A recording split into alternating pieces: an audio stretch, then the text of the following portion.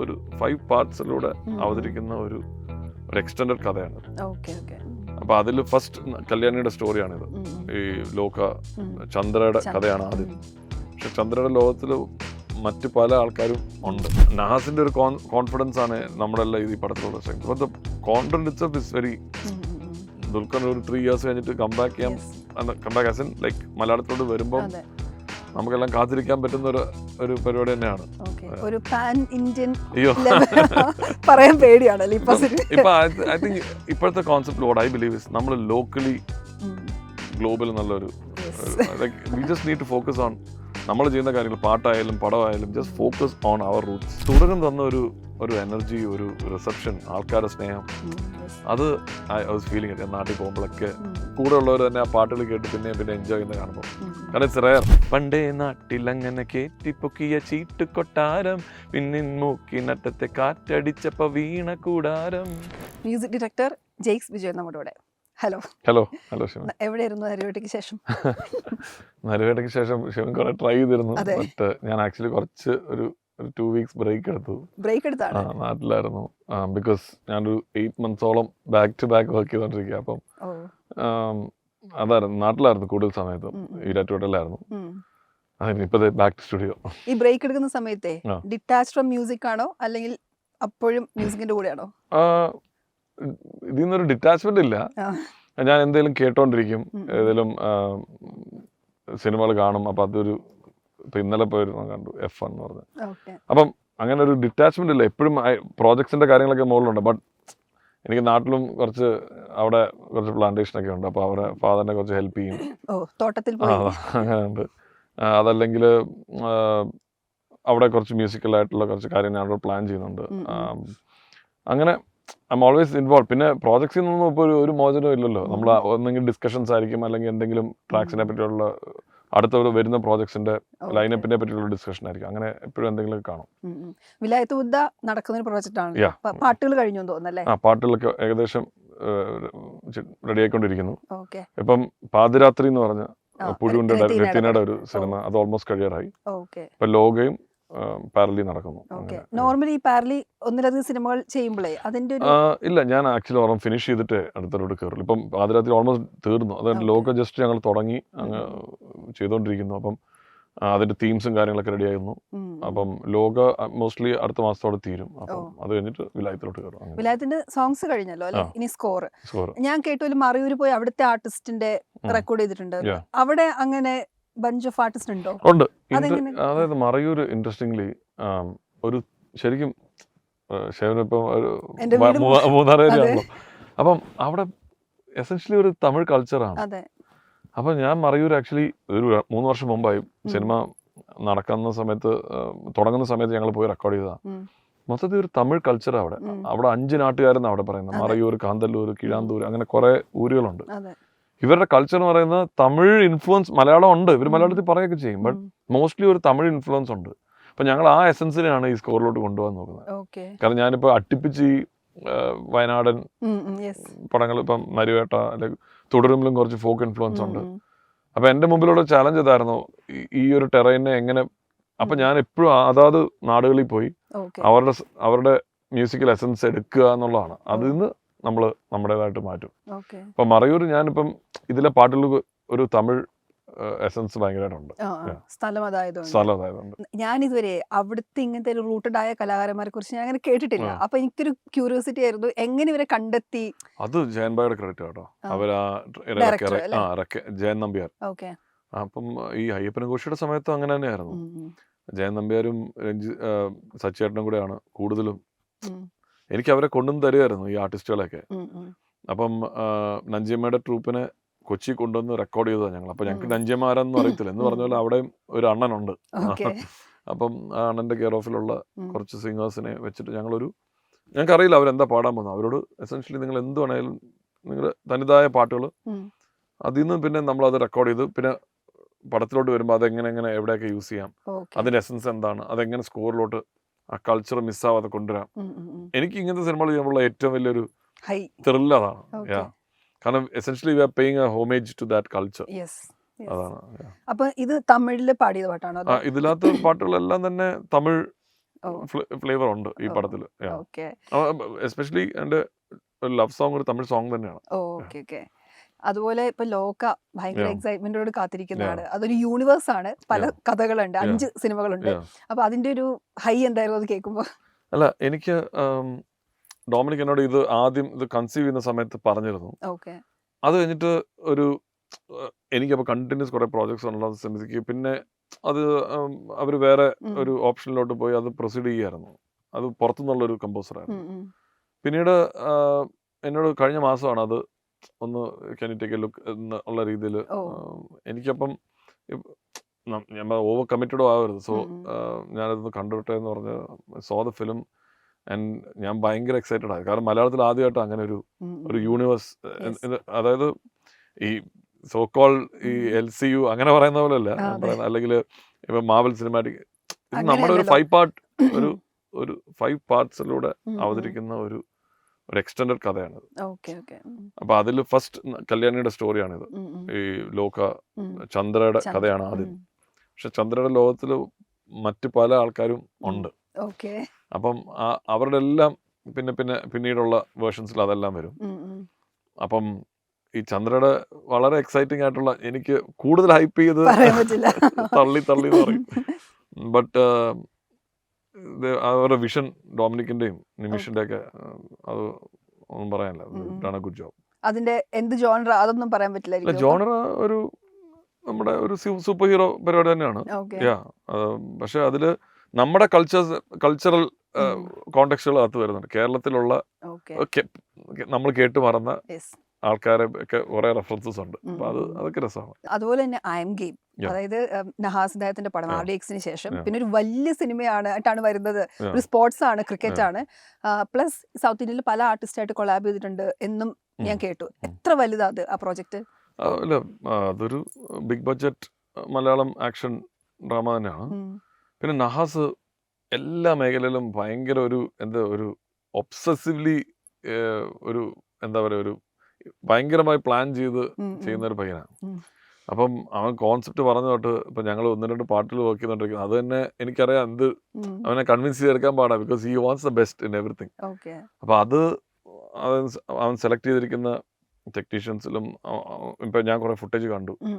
അപ്പം പറഞ്ഞ പോലെ തന്നെ അത് കൺസീവ് ചെയ്തതുപോലെ തന്നെ എടുക്കുന്നുണ്ട്. സോ നഹാസിന്റെ ഒരു കോൺഫിഡൻസ് ആണ് നമ്മുടെ എല്ലാം ഈ പടത്തിലുള്ള strength. But the content itself is very അതായത് ദുൽഖർ ഒരു 3 years കഴിഞ്ഞിട്ട് കംബാക്ക് ചെയ്യാൻ, കംബാക്ക് ആസ് ഇൻ ലൈക്ക് മലയാളത്തിലോട്ട് വരുമ്പോൾ നമുക്കെല്ലാം കാത്തിരിക്കാൻ പറ്റുന്ന ഒരു പരിപാടി തന്നെയാണ്.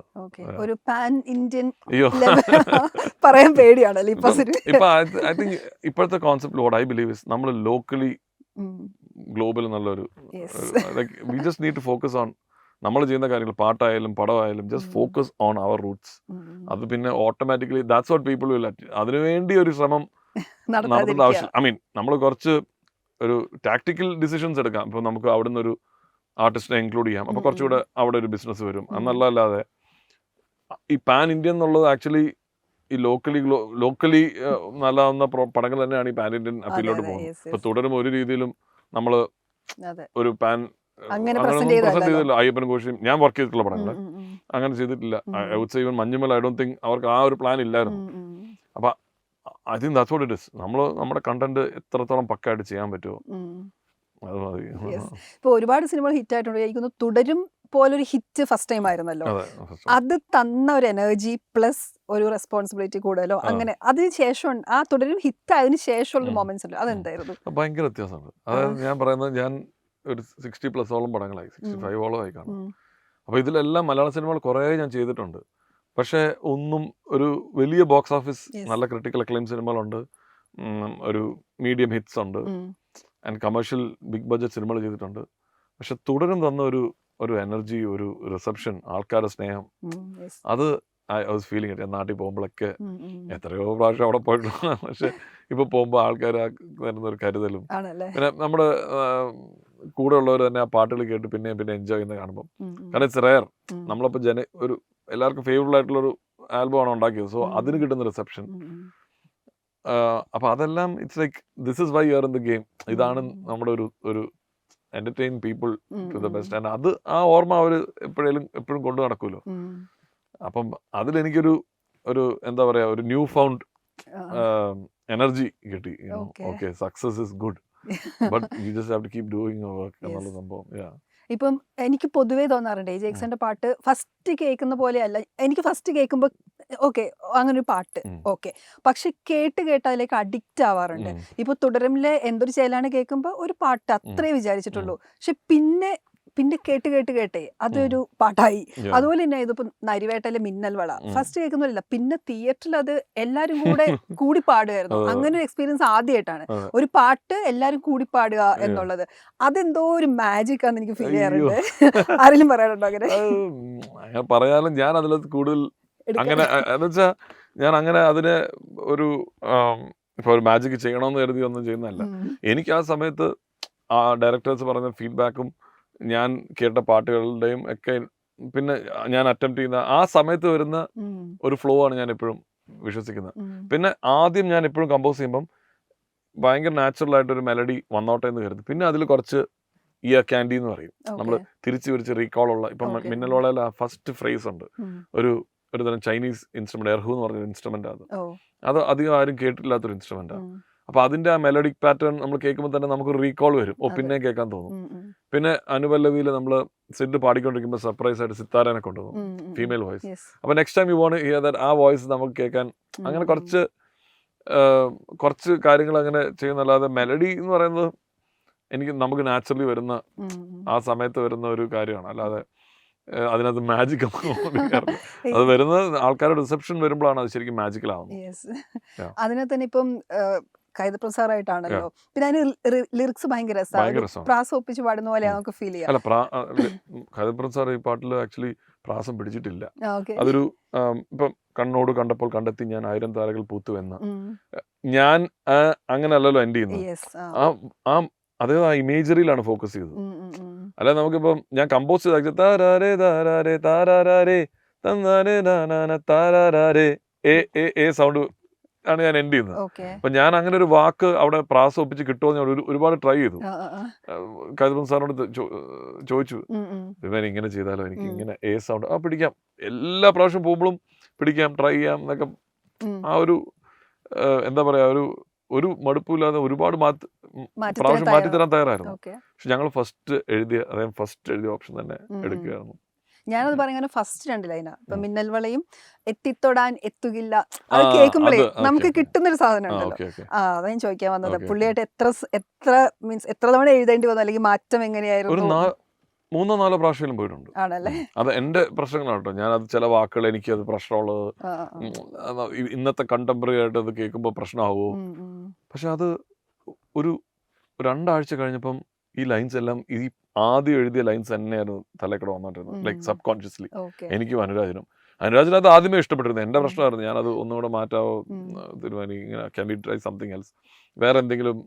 എനിക്ക് 1-2 വാക്കുകൾ അവിടെ പ്രശ്നമാവുമോ എന്നൊക്കെയുള്ള ഒരു ഫീലിംഗ്. കാരണം നമ്മൾ ഇപ്പം മലയാളം നമ്മൾ കുറച്ചും കൂടെ പുതിയ വാക്കുകളുടെ കാര്യത്തിൽ വി ആർ ട്രൈങ് ടു, വാക്കുകളുടെ സൗണ്ടിങ്ങിൽ കുറച്ചും കൂടെ പ്രത്യേകത, how can we make it different, imagery maintain ചെയ്തുകൊണ്ട് എന്നുള്ള ഒരു അറ്റംപ്റ്റ് ഇപ്പോൾ നടക്കുന്നുണ്ട്. അപ്പം ഇതല്ലല്ലോ നമ്മൾ പണ്ട് കേട്ടോണ്ടിരുന്ന പാട്ടുകളുടെ അതേ ചായയിലുള്ള. അപ്പൊ അത് ആൾക്കാർ ഇത്ര റിസീവ് ചെയ്തതും ഒരു വലിയ ഒരു എന്താ പറയാ, പീപ്പിൾ റിയലി ഇപ്പോഴും ആ മലയാളിത്വം നഷ്ടപ്പെടാതെ ആ ജെനുവിൻ ആയിട്ടുള്ള ഒരു ലിറിക്കൽ ഫ്ലോ ഇന്നും ഇഷ്ടപ്പെടുന്നുണ്ട്. അത് യങ്സ്റ്റേഴ്സ് കേട്ടോ. അത് തിയേറ്ററിൽ കേട്ട ഒരു ഫീൽ എന്തായിരുന്നു? അല്ല, തിയേറ്ററിൽ കേട്ടപ്പോൾ അതാ ഞാൻ കരുതിയത്, അത് ഞാൻ കേട്ട തിയേറ്ററിൽ ആൾക്കാർ ഏറ്റു പാടുമായിരുന്നു. അപ്പം ഇറ്റ്സ് ലൈക്ക് ഓക്കെ, എനിക്ക് കുറെ നാളായിട്ട് സ്കോർസ് എല്ലാം വർക്ക് ആവുന്നുണ്ട്, പാട്ടുകളൊരു ബമ്പർ ഹിറ്റ് സോങ് കുറച്ച് നാളായിട്ട് ഇല്ലായിരുന്നു. അപ്പൊ അതില് തുടരും വന്നു. അത് കഴിഞ്ഞ് ഉടനെ തന്നെ ഇതിന്റെ ഫോളോ അപ്പ് ചെയ്ത് വന്നപ്പോ എന്തോ ചെയ്യുന്നത് ശരിയാവുന്നുണ്ട്, ഇങ്ങനെ തന്നെയൊക്കെ പോയാൽ മതി. അതാ ഞാൻ പറയാം, ഇപ്പൊ എനിക്ക് അതുവരെ മിന്നൽവള കേട്ടോണ്ടിരുന്ന ആ പാട്ട് ഇറങ്ങിയ ശേഷം എവിടെ പോയാലും ആ പാട്ട് കേൾക്കും. നമ്മള് വണ്ടി കയറി എവിടെ പോയാലും ആ പാട്ടുണ്ട്. പക്ഷെ തിയേറ്ററിൽ കേൾക്കുമ്പോ ഉണ്ടല്ലോ, അത് വേറൊരു സാധനമായിരുന്നു. അതാ അത് ഈ ഗ്രൂപ്പ് സൈക്കോളജി അതൊക്കെ കേട്ടോ. കാരണം ഞങ്ങൾ ഇവിടെ കേൾക്കുമ്പോൾ ഓക്കെ പാട്ട് നമ്മൾ അതിന്റെ ടെക്നിക്കാലിറ്റി ഒക്കെ നോക്കി. എനിക്കറിയാം ഈ ഒരു യാത്ര ഉണ്ടല്ലോ, ഈ പല്ലവി ഇങ്ങനെ വന്ന് മിന്നൽ വളയിലോട്ടുള്ള യാത്ര, അത് കറക്റ്റ് ആയിട്ട് വന്ന് നല്ല രീതിയിൽ ആ ഹുക്ക് എന്ന് പറയും, നല്ല രീതിയിൽ ആ മിന്നലോളയിലൂടെ അതൊന്ന് ഫ്ലറിഷ് ചെയ്യാനാണെങ്കിൽ പാട്ട് ഓക്കെയാണ്. കാരണം ആ യാത്രയാണ് ഇമ്പോർട്ടൻറ്റ്. അതിന് മ്യൂസിക്കാലിറ്റി, അതിൻ്റെ വരികൾ അവിടെ ചെന്ന് മിന്നലോടെ വരെ എത്തണം. അതിൻ്റെ പാട്ട് പിന്നെ സെറ്റാണ്. അത് കഴിഞ്ഞ് നമ്മളിത് തിയേറ്ററിൽ ഇത് പാട്ട് ഇറങ്ങിക്കഴിയുമ്പോൾ നമുക്ക് കിട്ടുന്ന റെസ്പോൺസ് അതല്ല. ഇത് വേറെന്തോ ആൾക്കാരൊക്കെ ഏറ്റെടുത്ത് അതിനൊരു വലിപ്പം കൂടിക്കൂടി വരിക നമ്മൾ അറിയാതെ തന്നെ. നമ്മുടെ ക്രിയേഷൻ, ഈ സ്റ്റുഡിയോയിൽ നിന്ന് പോയ ക്രിയേഷൻ നമ്മൾ അറിയാതെ തന്നെ പിന്നെ നമ്മുടെ കയ്യിലല്ല, അത് വേറെ എന്തൊക്കെയോ ആയി മാറി. അപ്പോൾ അതിന്റെ ഭാഗമായിട്ട് പിന്നെ നമ്മൾ അതിൽ നിന്ന് ഡിറ്റാച്ച്ഡ് ആണ്. നമ്മുടെ അല്ല അത്, വി ഡോണ്ട് ഓൺ ഇറ്റ്. കാരണം ആൾക്കാരത് അക്സെപ്റ്റ് ചെയ്തു. അങ്ങനെ എനിക്ക് തിയേറ്ററിൽ പോയപ്പോൾ തോന്നി അവരുടെ കൂടെ ഇരുന്ന് ആ പാട്ട് എൻജോയ് ചെയ്യാൻ പറ്റി. ഇതേ സാധനമായിരുന്നു കലാപക്കാരെ കേൾക്കുമ്പോൾ. അന്ന് വരെ കേട്ട പോലെ അല്ല തിയേറ്ററിൽ കേട്ടപ്പോൾ. പക്ഷെ സിനിമയിൽ തിയേറ്ററിൽ കേട്ട ശേഷമാണ് എനിക്ക് കുറച്ചുകൂടി ഫേവറേറ്റ് ആയത്. എനിക്ക് ആഗ്രഹം ഉണ്ട് അതൊന്ന് പാടിത്തരുമോ ആ ഫസ്റ്റ് ആൻസർ മുതൽ. അസുര നിരാവണ അരിശക്കൂട്ടം മത്തുവന്ന രാക്ഷസരാടാ, 10 തല വീര്യം കൊത്തനാട് ശൗര്യം മുട്ടുമടക്കാത്തൊരു വീരം, കേസെന്തോരം ചുമ്മാതെ എന്നാളും കണ്ടോരാ, തോക്കില്ലേലും കയ്യൂക്കിൻ തൻ്റെ ഇടം കണ്ടോരാ, കലാപക്കാര ഞങ്ങൾ. എനിക്ക് പക്ഷെ മറ്റേ പ്രശ്നം വേണ്ടേ, മറ്റേ പാടണം, അത് ഫീമെയിൽ അല്ലേ? എന്നാലും ആ പെണ്ണിൻ മുക്കിനിട്ട് ആ പോർഷൻ രക്ഷയില്ല. അതായത് അതിന്റെ ഒരു സ്ട്രക്ചർ എന്താന്ന് വെച്ചാല്, നമ്മൾ ആദ്യത്തെ പോർഷൻ ദുൽഖറിന്റെ ഒരു റൗഡി അവിടുത്തെ സ്വഭാവം, അടുത്ത പ്രാവശ്യം വരുന്ന ഒരു ചെറിയൊരു എന്താ പറയാ ഒരു ക്യാബറേ മൂഡിലോട്ട് അത് മാറണം. ഒരു ഡാൻസ് ഒരു. അപ്പൊ അതിനകത്ത് ആ പെണ്ണിന്റെ ആറ്റിറ്റ്യൂഡ് എന്ന് പറയുന്നത്, നീ എന്തൊക്കെയൊക്കെ ആയിക്കോ എൻ്റെ ഒരു എന്താ പറയുക നോട്ടത്തിൽ തീരും എന്നുള്ള, അതായിരുന്നു അഭിലാഷ് ഞങ്ങൾ ഡിസ്കസ് ചെയ്തത്. ആ ഒരു കോൺട്രാസ്റ്റ് പാട്ടിന് വേണം. അപ്പം ഇവിടെ മാസിയായിട്ട് ആണുങ്ങൾ തുടങ്ങുന്നു, അനുപല്ലവി വരുമ്പം ഭയങ്കര ബ്യൂട്ടിഫുൾ ആയിട്ടുള്ളൊരു മെലഡി വരണം എന്നുള്ളൊരു, അങ്ങനെ ശ്രേയ ഘോഷാലിനെ കൊണ്ടുവരുന്നത്.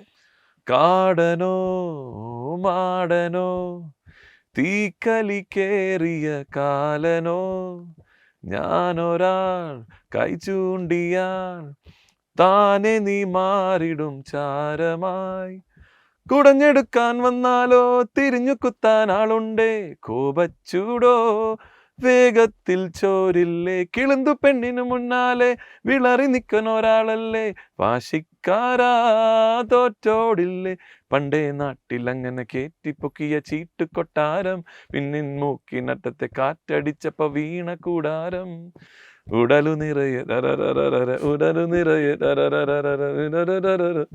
കുളിരോ ഉഷിരോ കനവിലൊരു ലിറിക്സ് ഓർമ്മയില്ല. എനിക്ക് ആ പോർഷൻ ഭയങ്കര ഇഷ്ടമാണ്. എന്താ അറിയില്ല, രസം അത് കേൾക്കാൻ. ഈ ഒരു പാട്ട് പിക്ചറൈസ് ചെയ്ത് കാണുമ്പോഴേ, നിങ്ങൾ കമ്പോസ് ചെയ്ത് മീൻസ് പാട്ട് ചെയ്യുന്നത് വിഷ്വൽ കണ്ട ശേഷം മാത്രമേ ചെയ്യാറുള്ളൂ, അല്ലെങ്കിൽ മൊണ്ടാഷ് ആണെങ്കിൽ ഇപ്പം നമ്മുടെ എന്തൊരു ചേലാനെന്നൊക്കെ പറഞ്ഞ അതൊക്കെ നമ്മൾ കണ്ടിട്ട് ചെയ്തത്, വീഡിയോ മൊണ്ടാഷ് ചെയ്ത. അതല്ലെങ്കിൽ കൂടുതൽ സമയത്തും എൻ്റെ ഏറ്റവും പാടുള്ള കാര്യം അതാണ്. കാരണം ഞാൻ അത് ഒരുപാട് പ്രഷർ ഇടും എന്നിൽ തന്നെ, ഈ പാട്ട് ഷൂട്ടിന് മുമ്പേ കൊടുക്കുക എന്നുള്ളത് എനിക്ക്. കാരണം I want it to be the best. അപ്പൊ നമ്മൾ അത് പ്രൊക്രാസ്റ്റിനേറ്റ് ചെയ്യും. അത് എങ്ങനെ എടുക്കാം, എന്ത് ചുമ്മാ എന്തെങ്കിലും ചെയ്ത് കൊടുത്തിട്ട് കാര്യമില്ലല്ലോ. അപ്പം but now I M trying to, അങ്ങനെ അല്ലാതെ തന്നെ ഇപ്പോൾ ഫോഴ്സ് മൈസെൽഫ്, ഓക്കെ ഒരു മെലഡി നമുക്ക് ചെയ്യാം, അതിന്റെ മുകളിൽ ചെയ്യാം. അതല്ലെങ്കിൽ എനിക്ക് സ്കോർ ചെയ്യാൻ എനിക്ക് ഒരു ടെൻഷനും ഇല്ല. അത് പാട്ടിന്റെ കാര്യത്തിൽ. കാരണം അതിൽ ഞാൻ തന്നെ ഒരു റെസ്പോൺസിബിലിറ്റി വെക്കുകയാണ്. അതിൽ I should beat the previous one, ആൾക്കാർ ഇത് കേൾക്കണം, it should help the film എന്നുള്ള ഒരു പ്രഷർ ഉള്ളതുകൊണ്ട് ഏറ്റവും ചാലഞ്ചിങ് ആയിട്ടുള്ള ഈ പരിപാടിയാണ്. അത് നല്ലൊരു സോങ് ഷൂട്ടിന് മുമ്പ് എല്ലാവർക്കും ഇഷ്ടപ്പെടുന്ന രീതിയിൽ കൊടുക്കുക എന്നുള്ള. ബാക്കിയെല്ലാം ഐ തിങ്ക് നമ്മൾ ഇത്തരം എക്സ്പീരിയൻസ് ഒക്കെ വിൽ പ്ലേ ആൻഡ് പ്ലേ. ഇപ്പോഴും ഒരു നല്ല സോങ് ക്രാക്ക് ചെയ്യണമെന്നുള്ളതാണ് ഏറ്റവും വലിയ. അല്ല എളുപ്പമൊന്നുമല്ല, ഐ ലൈക്ക് ഇറ്റ് ബെറ്റർ. അത് കുറച്ചും കൂടെ ഒരു പ്രൊഫഷണൽ ജോലിയാണ്. ലൈക്ക് അതിനൊരു ഒരു ഫോർമുലയുണ്ട്, ഒരു ഫ്ലോ ഓഫ് ഇവന്റ്സ് ഉണ്ട്. ആ കഥേനെ മാനേജ് ചെയ്യാൻ പോകുന്ന ചില ടെക്നീക്സ് ഉണ്ട്. അതൊക്കെ നമുക്ക് വർക്ക് ചെയ്ത് നമുക്ക് കിട്ടും. അത് അതിലും നമുക്ക് ഈ പറഞ്ഞ പോലെ കുറച്ചും കൂടി നമുക്ക് അതിനകത്ത് കൂടുതൽ അഭിപ്രായങ്ങളോ ഡയറക്ടർ മാത്രം കേട്ടാൽ മതി. It's like it should support the film. പക്ഷെ പാട്ടെന്ന് പറയുന്നത് എല്ലാവർക്കും കേട്ട് എൻജോയ് ചെയ്യാനുള്ളൊരു, അത് നമ്മൾ നിർബന്ധിക്കാതെ തന്നെ ആൾക്കാരിലോട്ട് എത്തുകയും വേണം. അപ്പൊ അതൊരു ചാലഞ്ചാണ്. അപ്പൊ അവിടെയാണ് എൻ്റെ കൂടുതലും ഒരു എഫേർട്ട് ഇതിലിട്ടുണ്ട്. ഈ പാട്ട് കണ്ടിട്ടേ ചില പാട്ടുകൾ നമ്മൾ വിചാരിച്ച പോലെ ആയിരിക്കില്ല വിഷ്വലി കാണുമ്പം. അങ്ങനെ ചിലപ്പം ആ ഒരു കൺഫ്യൂഷൻ തോന്നാറുണ്ടോ? ഓ, മനസ്സിൽ വിചാരിച്ചതല്ലല്ലോ അങ്ങനെ? ഉണ്ടാറുണ്ട്. പക്ഷെ നമ്മള് അൾട്ടിമേറ്റ്ലി നമ്മളെ ഹയർ ചെയ്തിരിക്കുന്നത് അതൊന്ന് എൻഹാൻസ് ചെയ്യാനോ ഒക്കെയാണ്. അപ്പൊ ഞാൻ ഇങ്ങനെയല്ല ഉദ്ദേശിച്ചതെന്നൊക്കെ ഞാൻ ഇപ്പം ഈ മിന്നൽ വള അനുരോട് പറഞ്ഞിട്ട് എനിക്ക് ഭയങ്കര ഇഷ്ടപ്പെട്ടു. പക്ഷെ ഈ മിന്നൽ വള എന്നുള്ള പോർഷനിൽ ഞങ്ങൾ കുറച്ചും കൂടെ ഡ്രമാറ്റൈസ് ചെയ്ത് ചെയ്താലോ എന്നൊക്കെ ഒരു ഡിസ്കഷൻ ഉണ്ടായിരുന്നു. പക്ഷെ Anu wanted to keep it simple. പക്ഷെ എനിക്കതും വർക്കായി. ഞാൻ കരുതി മിന്നൽ വള എന്നുള്ള പോർഷനിൽ അവരുടെ ആ നാച്ചുറൽ സെറ്റിംഗ് കുറച്ചും കൂടെ എക്സാജറേറ്റ് ചെയ്ത് എന്തെങ്കിലും വിഷ്വൽസ് വരുന്നു. അപ്പൊ അങ്ങനെ അതല്ലാതെ അപ്പൊ ഓരോരുത്തരുടെ ultimately director captain of the ship. അപ്പൊ നമ്മള് ഈ വിഷ്വൽ കൊണ്ട് ഞെട്ടിപ്പോയ പാട്ട് പറയുകയാണെങ്കിൽ ഒരു എക്സാമ്പിൾ എന്താ പറയും? ഈ കലാപക്കാരൻ ഒരുമാതിരി വെൽ നമ്മൾ പ്ലാൻ ചെയ്ത് അത്ര തന്നെ നന്നായിട്ട് വന്നിട്ടുണ്ട്. പിന്നെ എൻ്റെ തെലുങ്കിലെ ഒന്ന് രണ്ട് ഈ നമ്മുടെ സരിപ്പോത സിനിമ എന്ന് പറഞ്ഞ അതിലെ ഗരം ഗരം എന്നൊക്കെ പറഞ്ഞ പാട്ട് അടിപൊളിയായിരുന്നു. പിന്നെ എനിക്ക് കൊണ്ടാട്ടം ഭയങ്കരമായിട്ട് ഇഷ്ടപ്പെട്ടു.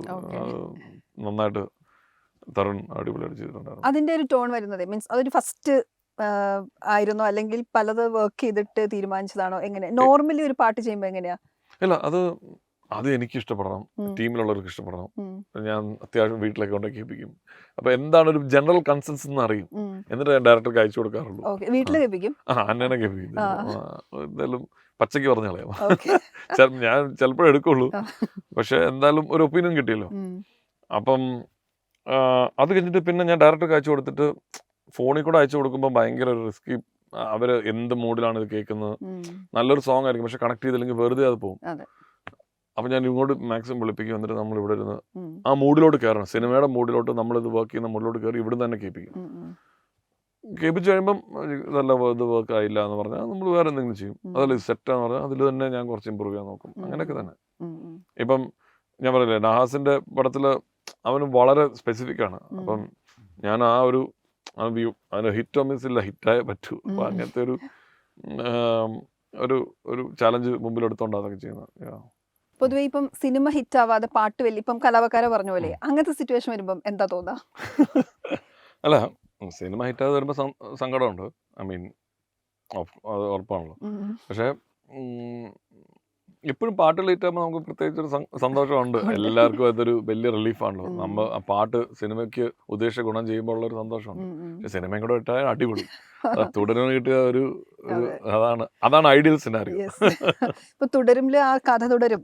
എനിക്ക് മിഴിയോരം മറ്റേ മോഹൻലാലിന്റെ ഫസ്റ്റ് സിനിമയിലും മിഴിയോരം നനഞ്ഞൊഴുകും ആ ലിറിക്സ് അങ്ങനെ സാമ്യം ആലോചിച്ചിട്ട് ചെയ്താണോ? അത് കോയിൻസിഡന്റലി വന്നതാണ്. അത് ആക്ച്വലി ആദ്യം എഴുതിയപ്പോൾ തന്നെ ഇങ്ങനൊരു വാക്ക് രണ്ടാമത്തെ ലൈനായിട്ട് മറ്റോ ഉണ്ടായിരുന്നു. അപ്പൊ അത് അങ്ങനെ തന്നെ വെച്ചിട്ട് പിന്നെ അതിനകത്തൊരു ഒരു കോൾ ബാക്ക് ഉണ്ടല്ലോ. ഇത് കാരണം അത് സീനിലും ലാലേട്ടന്റെ മെമ്മറീസ് ഓർക്കുന്നതാണ്. അപ്പം ഇതൊരു ട്രിബ്യൂട്ട് ആവും എന്നുള്ള രീതി തന്നെ പിന്നെ അത് കോൺഷ്യസ് ആയിട്ട് അവിടെ വെച്ചു. പക്ഷെ പാട്ടിന്റെ പേര് കഥ തുടരുന്നു തന്നെ നമ്മൾ വെച്ചു. ആ വരികൾ കേട്ടപ്പോഴാണ് പെട്ടെന്ന് നമ്മൾ അത് മിഴിയോരത്തിലേക്ക് കണക്ട് ചെയ്തത്. ഇപ്പൊ എന്തൊരു ചേലാണ് കേൾക്കുമ്പോൾ അതൊരു മഞ്ഞുതുള്ളി വീഴുന്ന പോലെ ഒരു പാട്ടാണല്ലോ, ഒരു നനുത്ത പാട്ട്. അത് ഫസ്റ്റ് ട്യൂൺ ആയിരുന്നോ? അയ്യോ, അതില് ഒരു 4-5 ട്യൂൺ വേറെ ചെയ്തിട്ടുണ്ട്. അതില് എനിക്ക് എത്രാമത്തെ ട്യൂണാന്ന് പോലും ഓർമ്മയില്ല. പക്ഷെ അത് ചെയ്യുന്ന നേരത്ത് എനിക്കൊരു മടിയില്ലായിരുന്നു. പക്ഷെ അത് എന്ന് വെച്ചാൽ ഫുൾ അറേഞ്ച്മെന്റ് ഒക്കെ ചെയ്ത് ഈ വേർഷനേ ഉള്ളൂ. അതല്ലാതെ വെറും ട്യൂണായിട്ട് ഞാൻ കുറെ ട്യൂൺ പാടി കൊടുത്തിട്ടുണ്ട്. ഇത് വർക്കായില്ല അപ്പൊ അത് ശീലമായി. അതായത് 4ാമത്തെ പടം ഇത് കൊള്ളാം. ഞാൻ അങ്ങനെ ഇതാണ് വർക്കാവണമെന്ന് പോലും ചെയ്തതല്ല. ചെയ്യുന്ന ഭാഗത്ത് ചെയ്തു പോയി. അപ്പൊ ഇതിലൊരെണ്ണം ഇഷ്ടപ്പെട്ടു, പിന്നെ അതെടുത്ത് വർക്ക് ചെയ്തു. അങ്ങനെയായിരുന്നു. പിന്നെ അതിന് കാരണം എൻ്റെ അടുത്ത് പറഞ്ഞിരുന്നു, നമ്മൾ കേട്ട 90s അല്ലെങ്കിൽ ഏർലി 2000 ലാലേട്ടന്റെ ഹിറ്റ് സോങ്സ്, ഹിറ്റ് കോംബോ, ഇപ്പം കിളിച്ചൂടൻ മാമ്പഴം പോലെ ഒക്കെ ആ റെഫറൻസ് വന്നോട്ടെ എന്ന് കരുതി തന്നെ ചെയ്തതാണ്. പിന്നെ അതിനൊരു നമ്മളത് മോഹനരാഗത്തിലാണ് ചെയ്തത്, ഒരു പെന്ററ്റോണിക് സ്കെയിലാണ്. അപ്പൊ അങ്ങനെ വരുമ്പോ ആ രാഗത്തിന്റെ മൂഡിലുള്ള കുറെ പാട്ടുകൾ വേറെ ഉണ്ട്. അതാണ് ഇപ്പൊ റീലിലൊക്കെ ഈ പാട്ടിട്ട് കണക്ട് ചെയ്ത് അങ്ങനെ കേൾക്കുമ്പോഴേ സങ്കടം വരാറുണ്ടോ? എനിക്ക് ഒരു സങ്കടം വരാറില്ല. നമ്മൾ ചെയ്തു, അത് പോയി. ഇപ്പൊ പഞ്ചമിത്തിങ്കൾ ആ പാട്ടാന്ന് തോന്നുന്നു. പഞ്ചമിത്തിങ്കളുടെ അതാ ഞാൻ പറയുന്നത്. ആ സത്യത്തിൽ പഞ്ചമിത്തിങ്കൾ ഞാൻ പാട്ട് ഇറങ്ങി കഴിഞ്ഞിട്ട് ഇങ്ങനെ കമന്റ്സ് വായിച്ചപ്പോൾ ഞാൻ നോട്ടീസ് ചെയ്യുന്ന തന്നെ. അത് ഒരു ചെയ്തുകൊണ്ടിരിക്കുമ്പോ പാടിയ ശ്രീകുടഞ്ചേരം പോലും പറഞ്ഞില്ല ഇങ്ങനൊരു സാമ്യത. പിന്നെ ഞാൻ കരുതി അതിന്റെ ആ രാഗത്തിലുള്ള ഒരു കോമൺ ഫെമിലാരിറ്റിയാണ്. അതല്ലാതെ ഫ്രേസിംഗിൽ പോലും ഒരു ബന്ധവുമില്ല. പക്ഷെ ആൾക്കാർ അത് കണക്ട് ചെയ്തുകൊണ്ട് കുഴപ്പമില്ല. അപ്പൊ എനിക്കറിയാം 2 മാസം കഴിയുമ്പോൾ അത് ആ ഒപ്പീനിയൻ മാറും. കാരണം ഇത് രണ്ടും സെയിം അല്ല. ആദ്യം കേൾക്കുമ്പം ഇത് അതാ എല്ലാവർക്കും ഒരു ക്യൂരിയോസിറ്റിയാണ്. ഇത് ഈ പാട്ടുമായിട്ട് സാമ്യമുണ്ട്, അത് പാട്ട്. ബട്ട് ഞാനപ്പോൾ അതാ അങ്ങനത്തെ ഒരു ജെന്യുവൻലി നമ്മൾ അങ്ങനെ ഒരു റെഫറൻസ് ഇല്ലെങ്കിൽ സ്കീപ് ക്വൈറ്റ്. കാരണം അത് ഒരു 1-1.5 മാസമോ 2 മാസമോ അല്ലെങ്കിൽ പാട്ട് ശരിക്കും ആൾക്കാരോട് കണക്ട് ചെയ്ത് കഴിയുമ്പോൾ പിന്നെ ആ ഒരു സാമ്യത പറയില്ല. എം.ജി. ശ്രീകുമാർ സിംഗർ, എത്ര സീനിയറായ സിംഗറെ പാടിപ്പിക്കാന്നുള്ള എക്സ്പീരിയൻസ് എങ്ങനെയായിരുന്നു? എനിക്ക് ഭയങ്കര ഒരു ഫൺ എക്സ്പീരിയൻസാ. റെസ്പെക്റ്റോടുകൂടെ തന്നെ ഭയങ്കര തമാശയും ഭയങ്കര ഓരോ ലൈനും പുള്ളി എടുക്കുന്ന എഫേർട്ട്. ഞാൻ പറഞ്ഞില്ല, ഒരു 8 മണിക്കൂറോളം അവിടെ ഇരുന്ന് ഞങ്ങളുടെ കൂടെ ഇരുന്ന് പുള്ളി വർക്ക് ചെയ്ത് ആ 2 സ്റ്റാൻസും കൂടെ പാടാൻ. ഓരോ ലൈനും എഫേർട്ട് എടുത്താ പാടിയത്. ഞങ്ങൾ പല ഓപ്ഷൻസ് ട്രൈ ചെയ്തു. അപ്പോൾ അദ്ദേഹത്തിൻ്റെ കുറേ കോൺട്രിബ്യൂഷൻസ് ഉണ്ടായിരുന്നു. ഇപ്പം പൂമകളെ എന്നുള്ള പോർഷനിലൊക്കെ കിളിപ്പൂമകളെ അത് അദ്ദേഹത്തിന് എം.ജി. എടുക്കുമ്പോൾ പ്രത്യേക ഒരു നമുക്ക് ആ നോസ്റ്റാൾജിയ കണക്ട് ചെയ്യാണ്. അലിവോടെ തൊടും സാന്ത്വനമാ, സട്ടിൽ നുവാൻസസ് ഇല്ലേ, ഭയങ്കര റീകോൾ ആകുന്നു. നമ്മൾ അറിയാതെ തന്നെ നമുക്ക് ഫെമിലിയർ ആയിട്ടുള്ള ഒരു പാട്ടിലൂടെ പോവാ. അപ്പൊ ആ കാര്യങ്ങൾ ഞാൻ മനസ്സിലാക്കിയത്, അയ്യോ ഇവരൊക്കെ ഇനി യൂസ് ചെയ്യണം. കാരണം easiest way to make a song work is just get them on. Chithra ചേച്ചിയോ അല്ലെ ശ്രീകുഞ്ഞ് ചേട്ടനോ ഇൻഫാക്ട് വിജയ് ഒക്കെ പാടുമ്പോഴുള്ളൊരു നമ്മുടെ സബ് കോൺഷ്യസിൽ ഫെമിലിയർ ആയിട്ടുള്ള ഒരു ടെക്സ്റ്റേഴ്സ് ആയിവരുടെ. I think that's what adds the half the magic. ഞാൻ പറയാം, ഈ കൺമണി പോയെന്നുള്ള പാട്ട് ഒരു 50 ആണെങ്കിൽ ശ്രീകുഞ്ഞ് ചേട്ടൻ വന്നപ്പോൾ അതാണ് ബാക്കി 100 ആയത്. പൊതുവെ വോയിസ് സെലക്ട് ചെയ്യുന്നത് ജെക്സന്റെ ഇഷ്ടത്തിനാണോ അല്ലെങ്കിൽ ഡയറക്ടറായിട്ട് സംസാരിച്ചിട്ടാണോ? അല്ല, അത് കൂടുതൽ എൻ്റെ ഒരു പ്രിഫറൻസ് ആണ്. അത് ഞാൻ കൂടുതൽ നോക്കുന്നത് ഒന്ന് വിഷ്വലൈസ് ചെയ്ത് നോക്കും എങ്ങനത്തെ തരം പാട്ടുകളാണ് വേണ്ടത്. ആദ്യം ഞാൻ എൻ്റെ വോയിസിലാണ് എല്ലാം കേൾക്കുന്നത്. അപ്പം അതുകൊണ്ട് ഞാൻ ഏറ്റവും കൂടുതൽ ഫോക്കസ് ചെയ്യുന്ന ഒരു ക്ലാസിക്കലി ട്രെയിൻ സിംഗർ ആയിരിക്കണം. ഒരു പഠിച്ചിരിക്കണം എന്നുള്ള ഒരു, അല്ലെങ്കിൽ ആ രീതിയിൽ നമ്മളെ ഞെട്ടിക്കരി ഇപ്പം ഇൻസ്റ്റാ റീൽസിലൊക്കെ കണ്ടിട്ട് like I should be really impressed ഒരു പർട്ടിക്കുലർ പാട്ടിനകത്ത്. പക്ഷെ ട്രെയിനിങ് ഉള്ളപ്പോൾ എസ്പെഷ്യലി ഇങ്ങനത്തെ ഇൻട്രിക്കറ്റ് സോങ്സ് പാടുമ്പോൾ, കുറച്ച് നുവാൻസസ് ഒക്കെ ഉള്ള പാട്ട് പാടുമ്പോൾ അത് ഒരുപാട് ഹെൽപ്പ് ചെയ്യും. അതല്ല വേറെ സോങ്സ് ഇപ്പോൾ എനിക്ക് വോയിസ് പെക്യുലാരിറ്റി ഉള്ള ഇതാണ് ഞാൻ അങ്ങനെ വിളിക്കാറുണ്ട്. ബട്ട് മോസ്റ്റ്ലി നല്ല ട്രെയിൻ സിംഗേഴ്സിനെയാണ് എനിക്ക് എപ്പോഴും എൻ്റെ ഒരു അപ്പോൾ നമ്മൾ ഇവിടെ ഇപ്പം നമുക്ക് നോക്കുകയാണെങ്കിൽ തന്നെ most of the ones who are ശരിക്കും പ്രോമിനൻ്റ് ആയിട്ട് നിൽക്കുന്ന എല്ലാവരും തന്നെ വളരെ അധികം ക്ലാസിക്കലി ട്രെയിൻഡ് ആണ്. ദേ ഷോൺ ദെയർ സ്കിൽ ആ രീതിയിൽ. അപ്പോൾ അതിനൊരു വിലയുണ്ട് എപ്പോഴും. പൊതുവെ ഇൻഡിപെൻഡന്റ് മ്യൂസിക് കുറച്ച് പോപ്പുലർ ആയവരല്ലാതെ പാടുന്നവരെ അങ്ങനെ ചെയ്യാറുണ്ട്. ഞാനിപ്പോ എനിക്ക് ഭയങ്കര ഇഷ്ടമുള്ള ഒരു സിംഗർ ആയിരുന്നു രജത് പ്രകാശ് എന്ന് പറഞ്ഞു. നമ്മുടെ എന്തിന് രജത്തില്ല വാഴയിലൊക്കെ രജത്ത് ഐഡന്റിറ്റിയിൽ ഒരു പാട്ട് പാടിയിട്ടുണ്ട്, എഴുതി പാടിയിട്ടുണ്ട്. ഭയങ്കര ഇഷ്ടമാണ് രജത്തിന്റെ ഐഡിയാസും അദ്ദേഹം തോട്ട് പ്രോസസ് ഒക്കെ ഭയങ്കര ഒരു ഇൻഡി. ഞാൻ ഇൻഡിപെൻഡന്റ് അത്യാവശ്യം എൻ്റെ മുമ്പിൽ കാണുന്ന എല്ലാ പാട്ടിലും അപ്പാർട്ട് ഫ്രം ഫിലിം ഞാൻ ഏറ്റവും കൂടുതൽ കേൾക്കുന്നത് ഇപ്പം ഹിന്ദി ഇൻഡിപെൻഡന്റ് മ്യൂസിക് ആണ്. ഇപ്പം ചാർ ദിവാരി എന്ന് പറഞ്ഞ ഒരാളുടെ വലിയ ഫാനാണ് ഞാൻ, ബോംബെയിലെ ആർട്ടിസ്റ്റാണ്. I think it's a matter of time കേട്ടോ. ഐ തിങ്ക് ഈ ഫിലിം മ്യൂസിക്കിനെ മുകളിലോട്ട് ഇത് ഞാൻ എപ്പോഴും പറയുന്നതാണ്, അത് വരും. I mean and these pop stars will be bigger than anybody else. Musical ഒരു കാരണം കേൾക്കുന്ന ആൾക്കാരും സ്പോട്ടിഫൈ ഒക്കെ വന്നതോടെ everybody is listening to the songs. അപ്പോൾ അങ്ങനെ ഒരു ട്രെൻഡിലോട്ട് വരും. ഞാനെല്ലാം കേൾക്കാറുണ്ട്. അത് പൊതുവെ ലിറിക്സിലെ ഒരു കണിശമുള്ള ആളാണോ, അതെങ്ങനെയാ? ലിറിക്സിൽ ഞാൻ എപ്പോഴും നോക്കുന്നത്, സച്ചേട്ടൻ എന്നോടൊരു കാര്യം പറഞ്ഞിട്ടുള്ളൂ, ഈ കഥയുടെ സബ് ടെക്സ്റ്റ് അല്ലെങ്കിൽ ഒരു നല്ലൊരു സ്റ്റോറി ടെല്ലിംഗ് ആയിരിക്കണം ലിറിക്സ്. ആൻഡ് പ്രാസ ഒപ്പിക്കുന്നിടത്ത് പ്രാസ ഒപ്പിക്കുകയും, പിന്നെ ചില പാട്ടുകൾ നമ്മൾക്ക് ഇപ്പം ഒരു പുതിയ തരം പാട്ടുകളാണ് ചെയ്യുന്നതെങ്കിൽ അതിനകത്ത് എത്രത്തോളം ഇന്നോവേറ്റീവായിട്ട് സൗണ്ടിങ് കൊണ്ടുവരാൻ പറ്റും. എന്നാൽ മലയാളികൾക്ക് അരോചകമല്ലാത്ത രീതിയിൽ, ഭാഷനെ ക്രിഞ്ചിയാക്കാത്ത രീതിയിൽ ഭയങ്കര ഒരു എഫേർട്ടാണ് കേട്ടോ ഈ ലിറിക്സ് എഴുതുക എന്ന് പറയുന്നത്. കാരണം അവിടെയാണ് ശരിക്കും ഒരു ബോഡി, നമ്മളൊരു മ്യൂസിക് ഒരു സോൾ ആണെങ്കിൽ the skeleton is the lyrics എന്ന് എനിക്ക് അത് പാളി തീർന്നു. ഒരു കാര്യമില്ല അത് ലിറിക്കിൻ്റെ ഒരു ചിലപ്പോൾ ഒരു ആവറേജ് ട്യൂൺ പോലും നല്ല വരി ഉണ്ടെങ്കിൽ ഉണ്ടല്ലോ, അതിൻ്റെ വരി കിട്ടിക്കഴിഞ്ഞിട്ട് പിന്നെ നമ്മളൊന്ന് വർക്ക്ഔട്ട് ചെയ്താൽ കുറച്ചുകൂടെ ബെറ്റർ ആവും. ബട്ട് അപ്പോൾ അതാണ് ഞാൻ ഇപ്പോഴും പറയുന്നത്, lyrics is the most important thing in ആൾക്കാരുടെ മനസ്സിലോടെ പാട്ട് കയറുന്നതിലൊക്കെ ഇമ്പോർട്ടൻ്റ് അതാണ്. ഇപ്പോൾ ഞാനൊരു സെറ്റ് ഓഫ് ലിറിസിസ്റ്റ് ഉണ്ട്, എനിക്ക് ഒരുപാട് പേര് ഇപ്പോൾ ഞാൻ വർക്ക് ചെയ്യുന്നത്. നേരത്തെ കുറച്ച് പേരുടെ കൂടെ ഇപ്പം ജോയും ജ്യോതിഷ് വരുന്നത് എൻ്റെ ഏറ്റവും കൂടുതൽ വർക്ക് ചെയ്യുന്നത്. ഇപ്പം ഞാൻ എല്ലാവരുടെയും കൂടെ വർക്ക് ചെയ്യുന്നുണ്ട്. ഞാൻ മൂസിലൂടെ വർക്ക് ചെയ്യുന്നുണ്ട്, സുഹേൽ, വിനായക്, കൈതപ്പൻ സാറ്, ഹരിനാരായണൻ, പല ജോണേഴ്സിലുള്ള എല്ലായിടത്തും ഞാനിപ്പോൾ ഓരോ സന്തോഷേട്ടൻ ഇപ്പം നമ്മുടെ കടുവ മൊത്തം സന്തോഷേട്ടനായിരുന്നു എഴുതിയത്. അങ്ങനെ എല്ലാവരുടെയും കൂടെ വർക്ക് ചെയ്യുന്നുണ്ട്. ചിലർ പറയാറുണ്ടല്ലോ ഇപ്പം നല്ല മ്യൂസിക് ആയിരിക്കും അവർ ശ്രദ്ധിക്കുക, ചിലർ പറയാറുണ്ട് ലിറിക്സും നന്നായില്ലെങ്കിൽ ആ പാട്ട് ശ്രദ്ധിക്കാറില്ല എന്ന്. ഇപ്പം സ്വന്തം പാട്ടുകളല്ല, അല്ലാതെ ചെറുപ്പത്തിലേക്ക് കേൾക്കുമ്പോഴും അതായിരുന്നു ഒരു ശീലം? അല്ല, ഞാൻ കുറച്ചും കൂടെ മ്യൂസിക്കിലായിരുന്നു. റഹ്മാൻ സാറിന്റെ പാട്ടുകളൊക്കെ കേൾക്കുമ്പോൾ അതിൽ ആ ഇൻസ്ട്രുമെന്റേഷനും ആ സൗണ്ടിങ്ങും ആ ബീറ്റ്സും ഒക്കെയായിരുന്നു കൂടുതൽ അട്രാക്റ്റീവ്. പിന്നീടായിരുന്നു ഞാൻ ലിറിക്സ് കുറച്ചും കൂടെ ലിറിക്കിലോട്ട് ഒരു പ്രാധാന്യം കൊടുക്കുകയും ആ മൊത്തത്തിലുള്ള ടോട്ടാലിറ്റി അതെനിക്ക് സിനിമയെക്കാളും കൂടുതൽ ഒരു ഇൻഡിപെൻഡന്റ് മ്യൂസീഷ്യൻസിന്റെ പെർസ്പെക്റ്റീവില ലിറിക്കലി കേൾക്കുമ്പോഴാണ് അതിനകത്തൊരു പേർപ്പസ് ഉണ്ടാവും ഓരോ പാട്ടുകൾ അവർ ചെയ്യുമ്പോൾ. അതിപ്പോൾ എനിക്ക് തോന്നിയിട്ടുണ്ട് അവർ കുറച്ചും കൂടെ ഒരു എന്തോ പറയാൻ ശ്രമിക്കുന്ന പോലെ. സിനിമയിൽ അതായിരിക്കില്ല എപ്പോഴും ഒരു ടൈമിങ്ങിൽ അത് വർക്ക് ആവണം എല്ലാ രീതിയിലും ഒരു യുനോ അതിന് കൂടുതൽ അങ്ങോട്ട് ആഴത്തിലോട്ട് പോകേണ്ട ആവശ്യമില്ല യുനോ. ബട്ട് ഇൻഡിപെൻഡന്റ് മ്യൂസീഷ്യൻസിനെ ഞാൻ ശ്രദ്ധിക്കാറുണ്ട്, അവരുടെ കണ്ടന്റിൽ കുറച്ചും കൂടെ ആ ഇൻഡെപ്തിലോട്ട് പോകും. അത് ഇവർ തന്നെ വേറെ പാട്ടുകൾ എഴുതുമ്പോൾ തന്നെ നമുക്ക് ശ്രദ്ധിക്കാൻ പറ്റും. പറഞ്ഞിട്ടുണ്ട് ഇപ്പം എ റഹ്മാൻ അതുപോലെ മൈക്കിൾ ജാക്സൺ പാട്ടുകൾ ഒരുപാട് സ്വാധീനിച്ചു എന്ന് ഞാൻ പറഞ്ഞു കേട്ടിട്ടുണ്ട്. ഇപ്പം നോക്കിയാൽ ഇപ്പോഴത്തെ ഒരു കേൾക്കുന്ന ഒരു ശീലം എങ്ങനെയാ? കൂടുതൽ കേൾക്കുന്നത് ആരെയാണ്? അല്ലെങ്കിൽ ഞാൻ എപ്പോഴും ഇപ്പോൾ സ്പോട്ടിഫൈ ടോപ്പ് 50 ഇന്ത്യൻ ഹിറ്റ്സ് അതെപ്പോഴും കേൾക്കും. എന്താണ് ഇപ്പോഴത്തെ ട്രെൻഡ് എന്ന് അറിയാം. പിന്നെ ഞാനിപ്പോൾ കൂടുതൽ എൻ്റെ മക്കള് അവർ US പോപ്പ് സിംഗേഴ്സിനെ ഇപ്പൊ ആരിയാന ഗ്രാൻഡ്, സബീന കാർപ്പൻ്റർ, അങ്ങനെ കുറെ പേര് കേൾക്കാറുണ്ട്. അതെല്ലാം ഞാൻ കേൾക്കും. ഇവർ കാരണം കാറിൽ പോകുമ്പോൾ ഇവരെല്ലാം ഇപ്പോൾ റോത്ത് എന്ന് പറഞ്ഞ സിംഗറുണ്ട്. സോ അവരുടെ അതെല്ലാം കേൾക്കും. അതല്ലാതെ തന്നെ ഞാനിപ്പം ഈ ചാർ ദിവാരി ഞാനിപ്പോൾ കുറച്ച് നാളായിട്ട് എനിക്ക് അറിയത്തില്ല, അതൊരു ഉഗ്രൻ ക്രിയേറ്റീവ് ജീനിയസ് ആണ് പുള്ളി, ഒരു ബോംബെക്കാരാണ്. And I listen to him. പുള്ളി റാപ്പാണോ? അല്ലല്ല, പുള്ളി ഒരു ഒരു ഒരു എക്സ്പെരിമെന്റൽ മ്യൂസീഷ്യൻ എന്നൊക്കെ പറയാം. ഒരു വൻ പരിപാടിയാണ് പുള്ളിയുടെ. അത് തന്നെ ഞാനിപ്പം ആ ഒരു ക്രേസി തോട്ട്, ആ ഒരു സൗണ്ടിങ് അതൊക്കെ കേൾക്കാറുണ്ട്.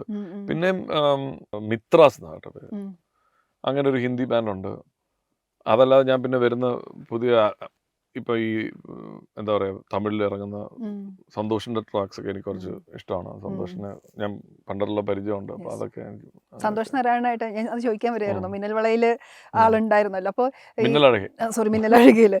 അപ്പോ ഇപ്പം ആള് വേറൊരു തലത്തിൽ എത്തിക്കഴിഞ്ഞു. ഈ പറഞ്ഞല്ലോ എനിക്ക് ഭയങ്കര ഇഷ്ടമാണ് ആളുടെ പാട്ടുകള്. അത് നിങ്ങൾ തമ്മിൽ ഇപ്പൊ സൗഹൃദം ഉണ്ടോ? ഇപ്പൊ വലിയ ഒരുപാട് ഞാൻ മെസ്സേജ് ഒക്കെ ചെയ്യും. ഞാൻ ആ സമയത്ത് ഭയങ്കര പരിചയമായിരുന്നു. അതായത് ഞങ്ങളിപ്പം വർക്ക് കാണുമ്പോൾ ഞാൻ മെസ്സേജ് ചെയ്യും. ബട്ട് എനിക്ക് ഭയങ്കര റെസ്പെക്ട് ഉള്ള ഒരു മ്യൂസീഷ്യനാണ് സന്തോഷ്. ആൻഡ് ആ സമയം തൊട്ട് തന്നെ ഈ പ്രോഗ്രാമിങ്ങിൽ എൻ്റെ കുറേ വർക്കുകൾ പ്രോഗ്രാമൊക്കെ ചെയ്തു തന്നിട്ടുണ്ട്. അതെ, അത് ഇന്നോവേറ്റീവ് ആയിട്ട് നമ്മൾ ചെയ്യുന്ന മ്യൂസീഷ്യൻസിൽ എനിക്ക് സന്തോഷത്തിന് വലിയ കാര്യമാണ്. ഈ ഇപ്പൊ നമ്മൾ ടൈറ്റിൽ ട്രാക്കിനെ ബാക്ക്ഗ്രൗണ്ട് സ്കോറിനെ കുറിച്ച് പറയുമ്പോൾ കൽക്കിയെ കുറിച്ച് എപ്പോഴും പറയാറുണ്ട്. അതുപോലെ എനിക്ക് ഇഷ്ടമായ ഒന്ന് ഓഫീസർ ഓൺ ഡ്യൂട്ടി വന്നപ്പോഴായിരുന്നു. അത് ഭയങ്കര രസമായിരുന്നു. അതിലൊരു ബ്രീഫ് എങ്ങനെയായിരുന്നു അവർ പറഞ്ഞത്? ഓഫീസർ ഓൺ ഡ്യൂട്ടിയുടെ എനിക്ക് നരേഷൻ കേട്ടപ്പോൾ എനിക്ക് ഡൗട്ട് ഉണ്ടായിരുന്നു, ഇത് ഇവരുടെ ടീമിൽ നിന്നുള്ളൊരു സിനിമയാകുമ്പോൾ ഇത് ഇരട്ട പോലെ ആയിരിക്കുമോ അതോ നായാട്ട് പോലെ ആയിരിക്കും എന്നൊക്കെ ഉണ്ടായിരുന്നു. പക്ഷെ അതല്ല, ഇത് കുറച്ചും കൂടെ പമ്പി ആയിരിക്കണം, കുറച്ചും കൂടെ കമേഴ്ഷ്യൽ ആയിരിക്കണം എന്ന് പറഞ്ഞപ്പോൾ എനിക്ക് കിട്ടുന്നില്ല. കാരണം കഥ ഞാൻ വായിക്കുമ്പോഴൊന്നും അതില്ല. പടം കണ്ടപ്പോഴും എനിക്കത് ഭയങ്കര ആസ് യൂഷ്വൽ അവരുടെ ഒരു വെൽ മെയ്ഡ്, മാർട്ടിൻ ചേട്ടൻ അല്ല ജിത്തുബായുടെ ഒക്കെ ഒരു വെൽ മെയ്ഡ് മൂവി.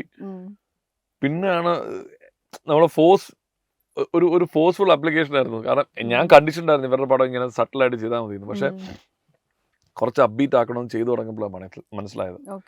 പിന്നെ അത് ചെയ്ത് വരുമ്പോൾ നമുക്ക് സിനിമ തന്നെ നമ്മോട് വർക്ക് ആവുന്നുണ്ട്. അപ്പം അഡീഷണൽ ആയിട്ട് അങ്ങനെ ഒരു പമ്പി ആയിട്ട് ചെയ്യുകയായിരുന്നു ചെയ്തത്. പിന്നെ അടിപൊളി നല്ല screenplay. First half one of the best first half reason. Second ഹാഫും കമേഴ്ഷ്യലായിട്ട് തന്നെ നിർത്താൻ പറ്റി. അതാണ് എനിക്ക് തോന്നുന്നു. എനിക്ക് അങ്ങനത്തെ സ്കോർസ് കുറച്ച് റിലേറ്റീവ്ലി എളുപ്പമാണ് ചെയ്യാൻ. ഇപ്പം രണത്തിലെ പാട്ട് എല്ലാരും ടൈറ്റിൽ ട്രാക്ക് പറയുമ്പോൾ എനിക്ക് തോന്നിട്ട് അതൊരു ബ്ലെൻഡ് ആയിരുന്നു, പല സ്റ്റൈൽ അല്ലെ. റാപ്പൊക്കെ ആ സമയത്ത് അത്ര കോമണും അങ്ങനെ ആയിരുന്നു ഇല്ലല്ലോ, പറഞ്ഞിട്ടുണ്ടല്ലോ. അതായത് പ്യൂറസ്റ്റ് ഫോം ആയിരുന്നു മ്യൂസിക്കിന്റെ. രണത്തിൽ നിന്ന് ഇവിടെ എത്തി നിൽക്കുമ്പോഴേ ഒരു മ്യൂസിഷ്യൻ എന്ന രീതിയിൽ എന്ത് മാറ്റാ തോന്നുന്നത്? അതായത് രണത്തില് ഞാൻ കുറച്ചും കൂടെ അന്നത്തെ സമയത്ത് ഞാൻ ആയിരുന്ന അവസ്ഥയിലും എനിക്ക് അറിയാവുന്ന മ്യൂസിക്കും ഞാൻ എങ്ങനെയെങ്കിലും അതൊന്ന് പ്രൂവ് ചെയ്യാൻ നോക്കുമായിരുന്നു. ഇപ്പൊ എനിക്ക് ആ ഒരു ലിബർട്ടി ഉണ്ട്, എന്തും ചെയ്യാനുള്ളൊരു. അപ്പം അതൊക്കെ അതിൻ്റെ ഒരു നമ്മൾ വന്ന സിറ്റുവേഷൻസിന്റെ ഒരു ട്രിബ്യൂട്ടായിട്ട് ഞാൻ കാണുന്നു. ഇപ്പം നമുക്ക് നമ്മൾ പറയുന്ന കേൾക്കാൻ ഡയറക്ടേഴ്സ് റെഡിയാണ്, എല്ലാവരും റെഡിയാണ്. ഐ മീൻ എൻ്റെ ഒരു ഡിസ്ക്രിപ്ഷൻ എങ്ങനെ കൊണ്ടുപോകണമെന്നുള്ളത്. അപ്പം രണമൊക്കെ ആ ഒരു ടൈമിൽ വർക്ക് ആയതൊക്കെ എനിക്ക് ഇപ്പോഴും ആൾക്കാരുടെ ആ സ്നേഹം മെയിൻറ്റെയിൻ ചെയ്യാൻ പറ്റുന്നുണ്ട്. അതാണ് മാജിക്കൽ ഹിറ്റ് ആണ്. അതെ അതെ, ഞാൻ ഒട്ടും പ്രതീക്ഷിച്ചില്ല, ഒരിക്കലും പ്രതീക്ഷിച്ചിട്ടില്ല. അത് ജസ്റ്റ് നമുക്ക് തോന്നുന്ന ഒരു കാര്യം ചെയ്യുക, അത് ഇങ്ങനെ ഇന്ന ഹുക്ക് വേണം ഒന്നുമില്ല, എന്താണോ വന്നത് അത് മോസ്റ്റ് ജെനുവിൻ ഫോമിൽ ചെയ്യാൻ പറ്റിയെന്നുള്ളതാണ് അത്. പക്ഷെ അത് അപ്പം അത് അന്വേഷണത്തിൽ ഒരു പാട്ടുണ്ട്, ഇളം പൂവേ എന്ന് പറഞ്ഞൊരു പാട്ട്. ഒരു അന്ന് ഇറങ്ങിയ സമയത്ത് ഒരു 1,50,000 പേര് പോലും കേട്ടിട്ടില്ല ആ പാട്ട്. പക്ഷെ ഇന്നും എന്നോട് ഒരുപാട് പേര് ആ പാട്ടുമായിട്ട് കണക്ട് ചെയ്യുന്നൊരു ഒരു അച്ഛനോടുള്ളൊരു ട്രിബ്യൂട്ടാണ്. എൻ്റെ ഫാദറിനൊരു ചെറിയ ഒരു ബുദ്ധിമുട്ട് ഘട്ടം വന്നപ്പോൾ എനിക്ക് അന്വേഷണത്തിൻ്റെ തീമിൽ അങ്ങനെ ചെയ്യാൻ തോന്നിയൊരു പാട്ടാണ്. അത് എന്നെ ഒരുപാട് സ്വാധീനിച്ചത്. ഇപ്പോഴും ആ പാട്ട് കേൾക്കുമ്പോൾ എനിക്ക് അപ്പം എൻ്റെ ഒരു വലിയ ഇൻസ്ട്രുമെൻ്റ് ആയിരുന്നു എൻ്റെ ഒരു കരിയറിലെ ഫോർമേഷൻ്റെ സമയത്ത്. അപ്പോൾ എത്രത്തോളം ആ പാട്ട് എനിക്ക് ഇമ്പോർട്ടൻ്റ്, അതുപോലെ തന്നെ ആൾക്കാരിലോട്ട് അത് കണക്ട് ആവുന്നുണ്ട്. അത് മതി, അത് ഒരു 100 പേരോടെങ്കിലും കണക്ട് ചെയ്യാൻ മതി. കാരണം അത് ഹിറ്റിന് മുകളിലുള്ള സന്തോഷമാണ്. നമ്മൾ ആ എന്താണ് ഒരു ആർട്ട് ഫോം ഒറിജിനലായിട്ട് ഉദ്ദേശിച്ചത്, അതേ ഇമോഷൻ എല്ലാവരിലോട്ടും പാസ് ചെയ്യാൻ പറ്റുന്നത് അത് ആ പാട്ടിലുണ്ടായിട്ടുണ്ട്. ഇപ്പൊ പറഞ്ഞ പോലെ ഇപ്പം ഞാൻ കാഞ്ഞിരപ്പള്ളിയാണ് വീട്, ഈരാറ്റുപേട്ടയാണ് വീട് എന്ന് പറയുമ്പോൾ നമ്മൾ ആ ഭാഗത്തുനിന്നൊന്നും ഒരുപാട് ഇങ്ങനത്തെ കലാകാരന്മാരെ കേട്ടിട്ടില്ലല്ലോ. അപ്പൊ പറഞ്ഞ പോലെ തോട്ടത്തിൽ അതുണ്ട്, ഇപ്പൊ കേൾക്കുന്നുണ്ട്. ഇപ്പൊ തോട്ടത്തിൽ പണിക്ക് ഇടയ്ക്ക് ബ്രേക്ക് ടൈമിൽ പോകുന്നൊക്കെ പറയുമ്പോഴേ പണ്ട് തോട്ടം നോക്കി നിന്നോളാൻ വീട്ടിൽ പറഞ്ഞില്ല അല്ലെ മ്യൂസിക്? ഇല്ല അങ്ങനെ ഇപ്പം ഞാനൊരു ബോർഡിംഗ് സ്കൂളിൽ പോയപ്പോൾ എനിക്ക് ഇതൊക്കെ ഭയങ്കര ഒരു ഇൻഫ്ലുവൻസ് വന്നു കേട്ടോ. അപ്പൊ അതൊന്നും അവിടെ പോയില്ലായിരുന്നു, ചിലപ്പോൾ ഞാനിപ്പോ അവിടെ കൃഷിയൊക്കെ ആയിട്ട് നിന്നാണ്.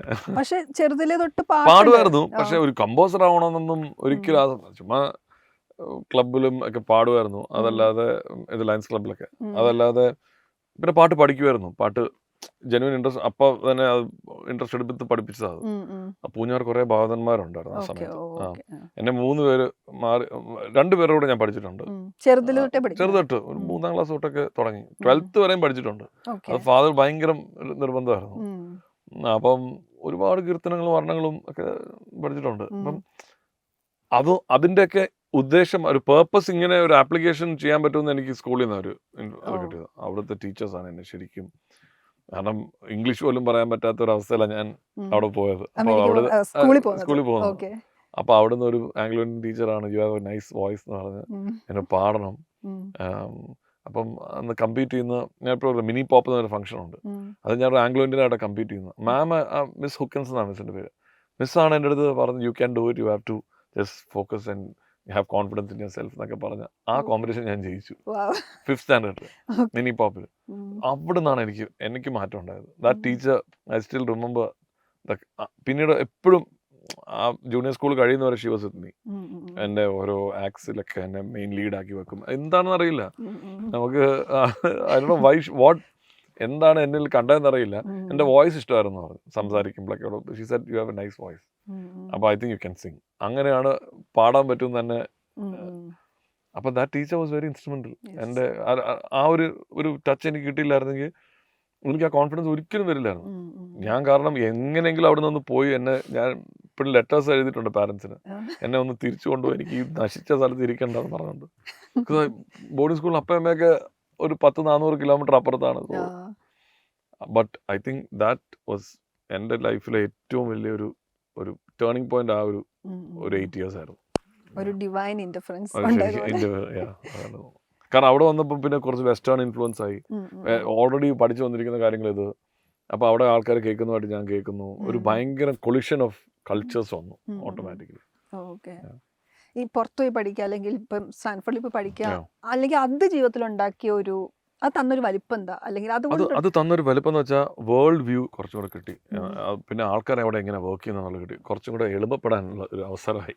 കാരണം അവിടെയുള്ള ആൾക്കാരുടെ ഷിയർ ടാലന്റ് കണ്ടിട്ട് നമുക്ക് ഇനി ഒരുപാട് താണ്ടാനുണ്ട്. അത് ഞാൻ ഇപ്പോഴും വിശ്വസിക്കുന്നു കേട്ടോ.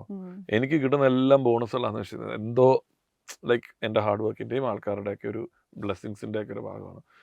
വേ മോർ ടാലന്റഡ് പീപ്പിൾ തന്നെ. അതിന് എനിക്ക് ഒരു തർക്കമില്ല. അപ്പം അത് എങ്ങനെ ചാനൽ ചെയ്യാം എന്നൊക്കെയുള്ളതാണ് US പോയിട്ടുള്ളത്. ലൈക്ക് വേർ ടു ഫോക്കസ്, എങ്ങനെ.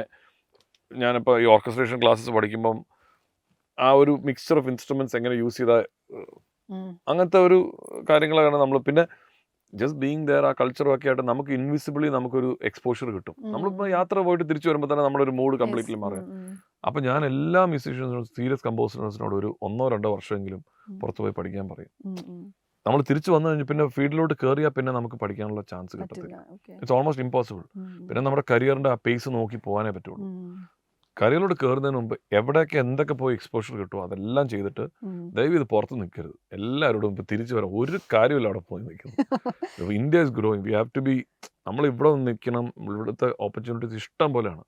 ഞാൻ എല്ലാം പോയിരുന്നെങ്കിൽ ഒരിക്കലും ഞാനിപ്പോൾ ഈ നമുക്കിപ്പം കിട്ടുന്ന പ്രോജക്ട്സോ ഇപ്പം ഉള്ള ഒരു ഭദ്രതയൊന്നും ഡെഫിനറ്റ്ലി ഇല്ലായിരുന്നു അവിടെ. പിന്നെ നമ്മളൊരു വരത്തൻ അവിടെ പോയി സ്ട്രഗിൾ ചെയ്ത് എന്ത് കാണിക്കാൻ. അപ്പം എനിക്ക് ഈ ഒരു ഔട്ട്ഫ്ലോ ഓഫ് സ്റ്റുഡൻസ് ഓരോന്നും അങ്ങനെ പോകുമ്പം അക്കരപ്പച്ച എന്നുള്ളതല്ല ഒന്നും പറയാനില്ല. കാരണം we have lot more opportunities എല്ലാ ഫീൽഡിലും, മ്യൂസിക്കിലും ഫിലിമിലും മാത്രമല്ല എല്ലായിടത്തും. ഐ തിങ്ക് പോയി പഠിക്കണം, പഠിച്ചിട്ട് ജസ്റ്റ് കം ബാക്ക് ഹിയർ, തിരിച്ചു വരിക 100%. ഈ ഇപ്പം ഞാൻ പറഞ്ഞു കേട്ടിട്ടില്ല, ഇപ്പം ത്രില്ലേഴ്സ് ചെയ്യാൻ ഭയങ്കര ഇഷ്ടമാണെന്ന്. ഇപ്പം നമ്മൾ ത്രില്ലേഴ്സിനെ കുറിച്ച് ആലോചിക്കുമ്പോൾ ഒരു പാറ്റേണിഷ് ആണല്ലോ. ഒരു ഒരു ഒരു മോട്ടീവ് ഉണ്ടാവും, അല്ലെങ്കിൽ ഒരു പിന്നെ ഒരു എലിവേറ്റ് ചെയ്യുക, ഹീറോ എന്താ ഒരു പാറ്റേണിൽ പോകുന്നുണ്ട് സിനിമ. അപ്പൊ എന്താണ് ഇതിൽ പുതുമ എന്നുള്ളതുണ്ടല്ലോ. ഡ്രാമയെ പോലെ അല്ലല്ലോ ത്രില്ലർ. അതിലാണ് നമ്മൾ ഈ പല പല സിനിമകൾ കാണുകയും പുതിയ ജോണർ ഓഫ് മ്യൂസിക് കേൾക്കുകയും പുതിയ സാമ്പിൾ ലൈബ്രറീസ് കേൾക്കുകയൊക്കെ ചെയ്യേണ്ടത്. കാരണം ഞാൻ എപ്പോഴും പറയുന്നുണ്ട്, ഒരു പടത്തിന് ഒരു DNA ഉണ്ട്. ആ DNA കണ്ടെത്തലാണ്. DNA എന്ന് പറയുമ്പോൾ what are the type of instruments, എന്താണ് ഇതിന്റെ മോട്ടീവ്, എന്താണ് ഇതിന്റെ മെലഡിക് ഐഡിയ, എന്താണ് അത് നമ്മൾ ഒരു ഫസ്റ്റ് ഒരു 1 or 2 വീക്സ് ഇരുന്ന് അത് ഉണ്ടാക്കി കഴിഞ്ഞാൽ പിന്നെ സ്കോറിലോട്ട് കയറാവുള്ളൂ. ആ ഉണ്ടാക്കുന്ന പ്രോസസ്സാണ് നമ്മൾ ഈ ഇനീഷ്യൽ റിസർച്ചും ഇനീഷ്യൽ ജാമിങ് ഒക്കെ. Just finding out what is a movie want എന്നുള്ള ഒരു തീരുമാനം. അത് ഡയറക്ടർ ഇൻഫ്ലുവൻസ് ഉണ്ടാവും.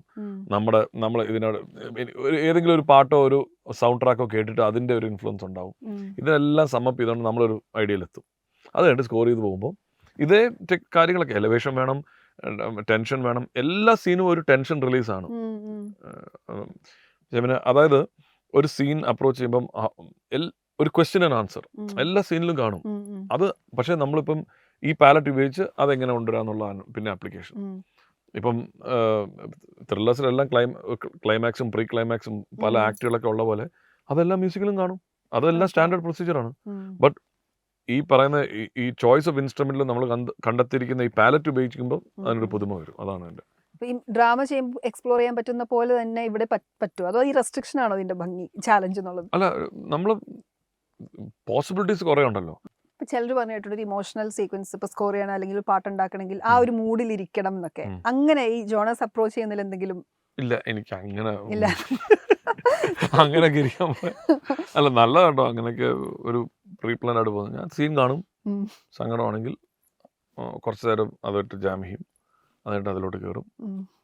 ശരിക്കും നമ്മളെ മൂവ് ചെയ്യുന്ന രീതിയിലുള്ള എന്നെ മൂവ് ചെയ്യുന്ന രീതിയിലുള്ള ഒരു പീസ് കണ്ടെത്തുന്നവരെ അത് ആ സീനിലിരുന്ന് വർക്ക് ചെയ്യും. ചിലപ്പോൾ കരയും, അത് കഴിഞ്ഞിട്ട് അങ്ങനെ കരയാൻ പറ്റിയ അത്ര നല്ലത്. അപ്പം ആ പടവും നമ്മളോട് അത്ര കണക്ട് ചെയ്തിട്ടുണ്ടെങ്കിൽ എനിക്ക് എന്താ പറയുക, മസ്റ്റായിട്ട് ഒരു നമ്മളെ മൂവ് ചെയ്യുന്ന പോലത്തെ ഒരു ഇപ്പോൾ ഓഫീസറിലൊക്കെ അത് സംഭവിച്ചിട്ടുണ്ട്, മകള് മരിക്കുന്ന പോർഷനിലൊക്കെ. അതുപോലെ തന്നെ അതാണ്. ഇപ്പം ആക്ഷൻ സീക്വൻസ് ആണെങ്കിൽ പിന്നെ സമയം കുറച്ചും കൂടെ എഫേർട്ട് കൂടുതലാണ്, എസ്പെഷ്യലി എലവേഷൻ പോയിന്റ്. എനിക്ക് തുടരുമില്ല ആ ജയിൽ പോർഷനൊക്കെ ഒരു 4-5 ദിവസം ഞാൻ എടുത്തു. ആ ഒരൊറ്റ സീൻ തീർക്കാൻ എളുപ്പമാണ്. ചാടുന്നതും അതിന് മുമ്പിലുള്ള പോർഷനൊക്കെ പല പല വേർഷൻസ് ചെയ്തിട്ട് തരുണ കാണിക്കുന്നതിന് മുമ്പ് എനിക്ക് ഇഷ്ടപ്പെട്ട ഫുള്ളി അറേഞ്ച് ചെയ്തിട്ടുള്ള ഒരു വേർഷനാണ് കാണിച്ചത്. ഒരു കറക്ഷനും പറഞ്ഞിട്ടില്ല. കാരണം ഞാൻ മസ്റ്റായിരുന്നു അത് വർക്ക് ആവണമെന്നുള്ളത്. അപ്പൊ അത് കാരണം അതാണല്ലോ പടത്തിന്റെ തീം. നാളെ ആൾക്കാർ ഏറ്റവും കൂടുതൽ കേൾക്കാൻ പോകുന്നത് അതാണ്. അത് എങ്ങനെ നമുക്ക് ഡിഫറെന്റ് ആൻഡ് ഗുഡ് ആക്കാം എന്നുള്ളൊരു, പിന്നെ അൾട്ടിമേറ്റ്ലി അതൊരു ഹീറോ എലവേഷനും കൂടിയാണ്. അപ്പം ഫാൻസിനും തൃപ്തിപ്പെടുത്തണം, അങ്ങനെയൊക്കെ ഉള്ള. ഈ ആ പർട്ടിക്കുലർ സീനെ കുറിച്ച് പറയുമ്പം എല്ലാവരും പറയുന്ന സീനാണല്ലോ അത്.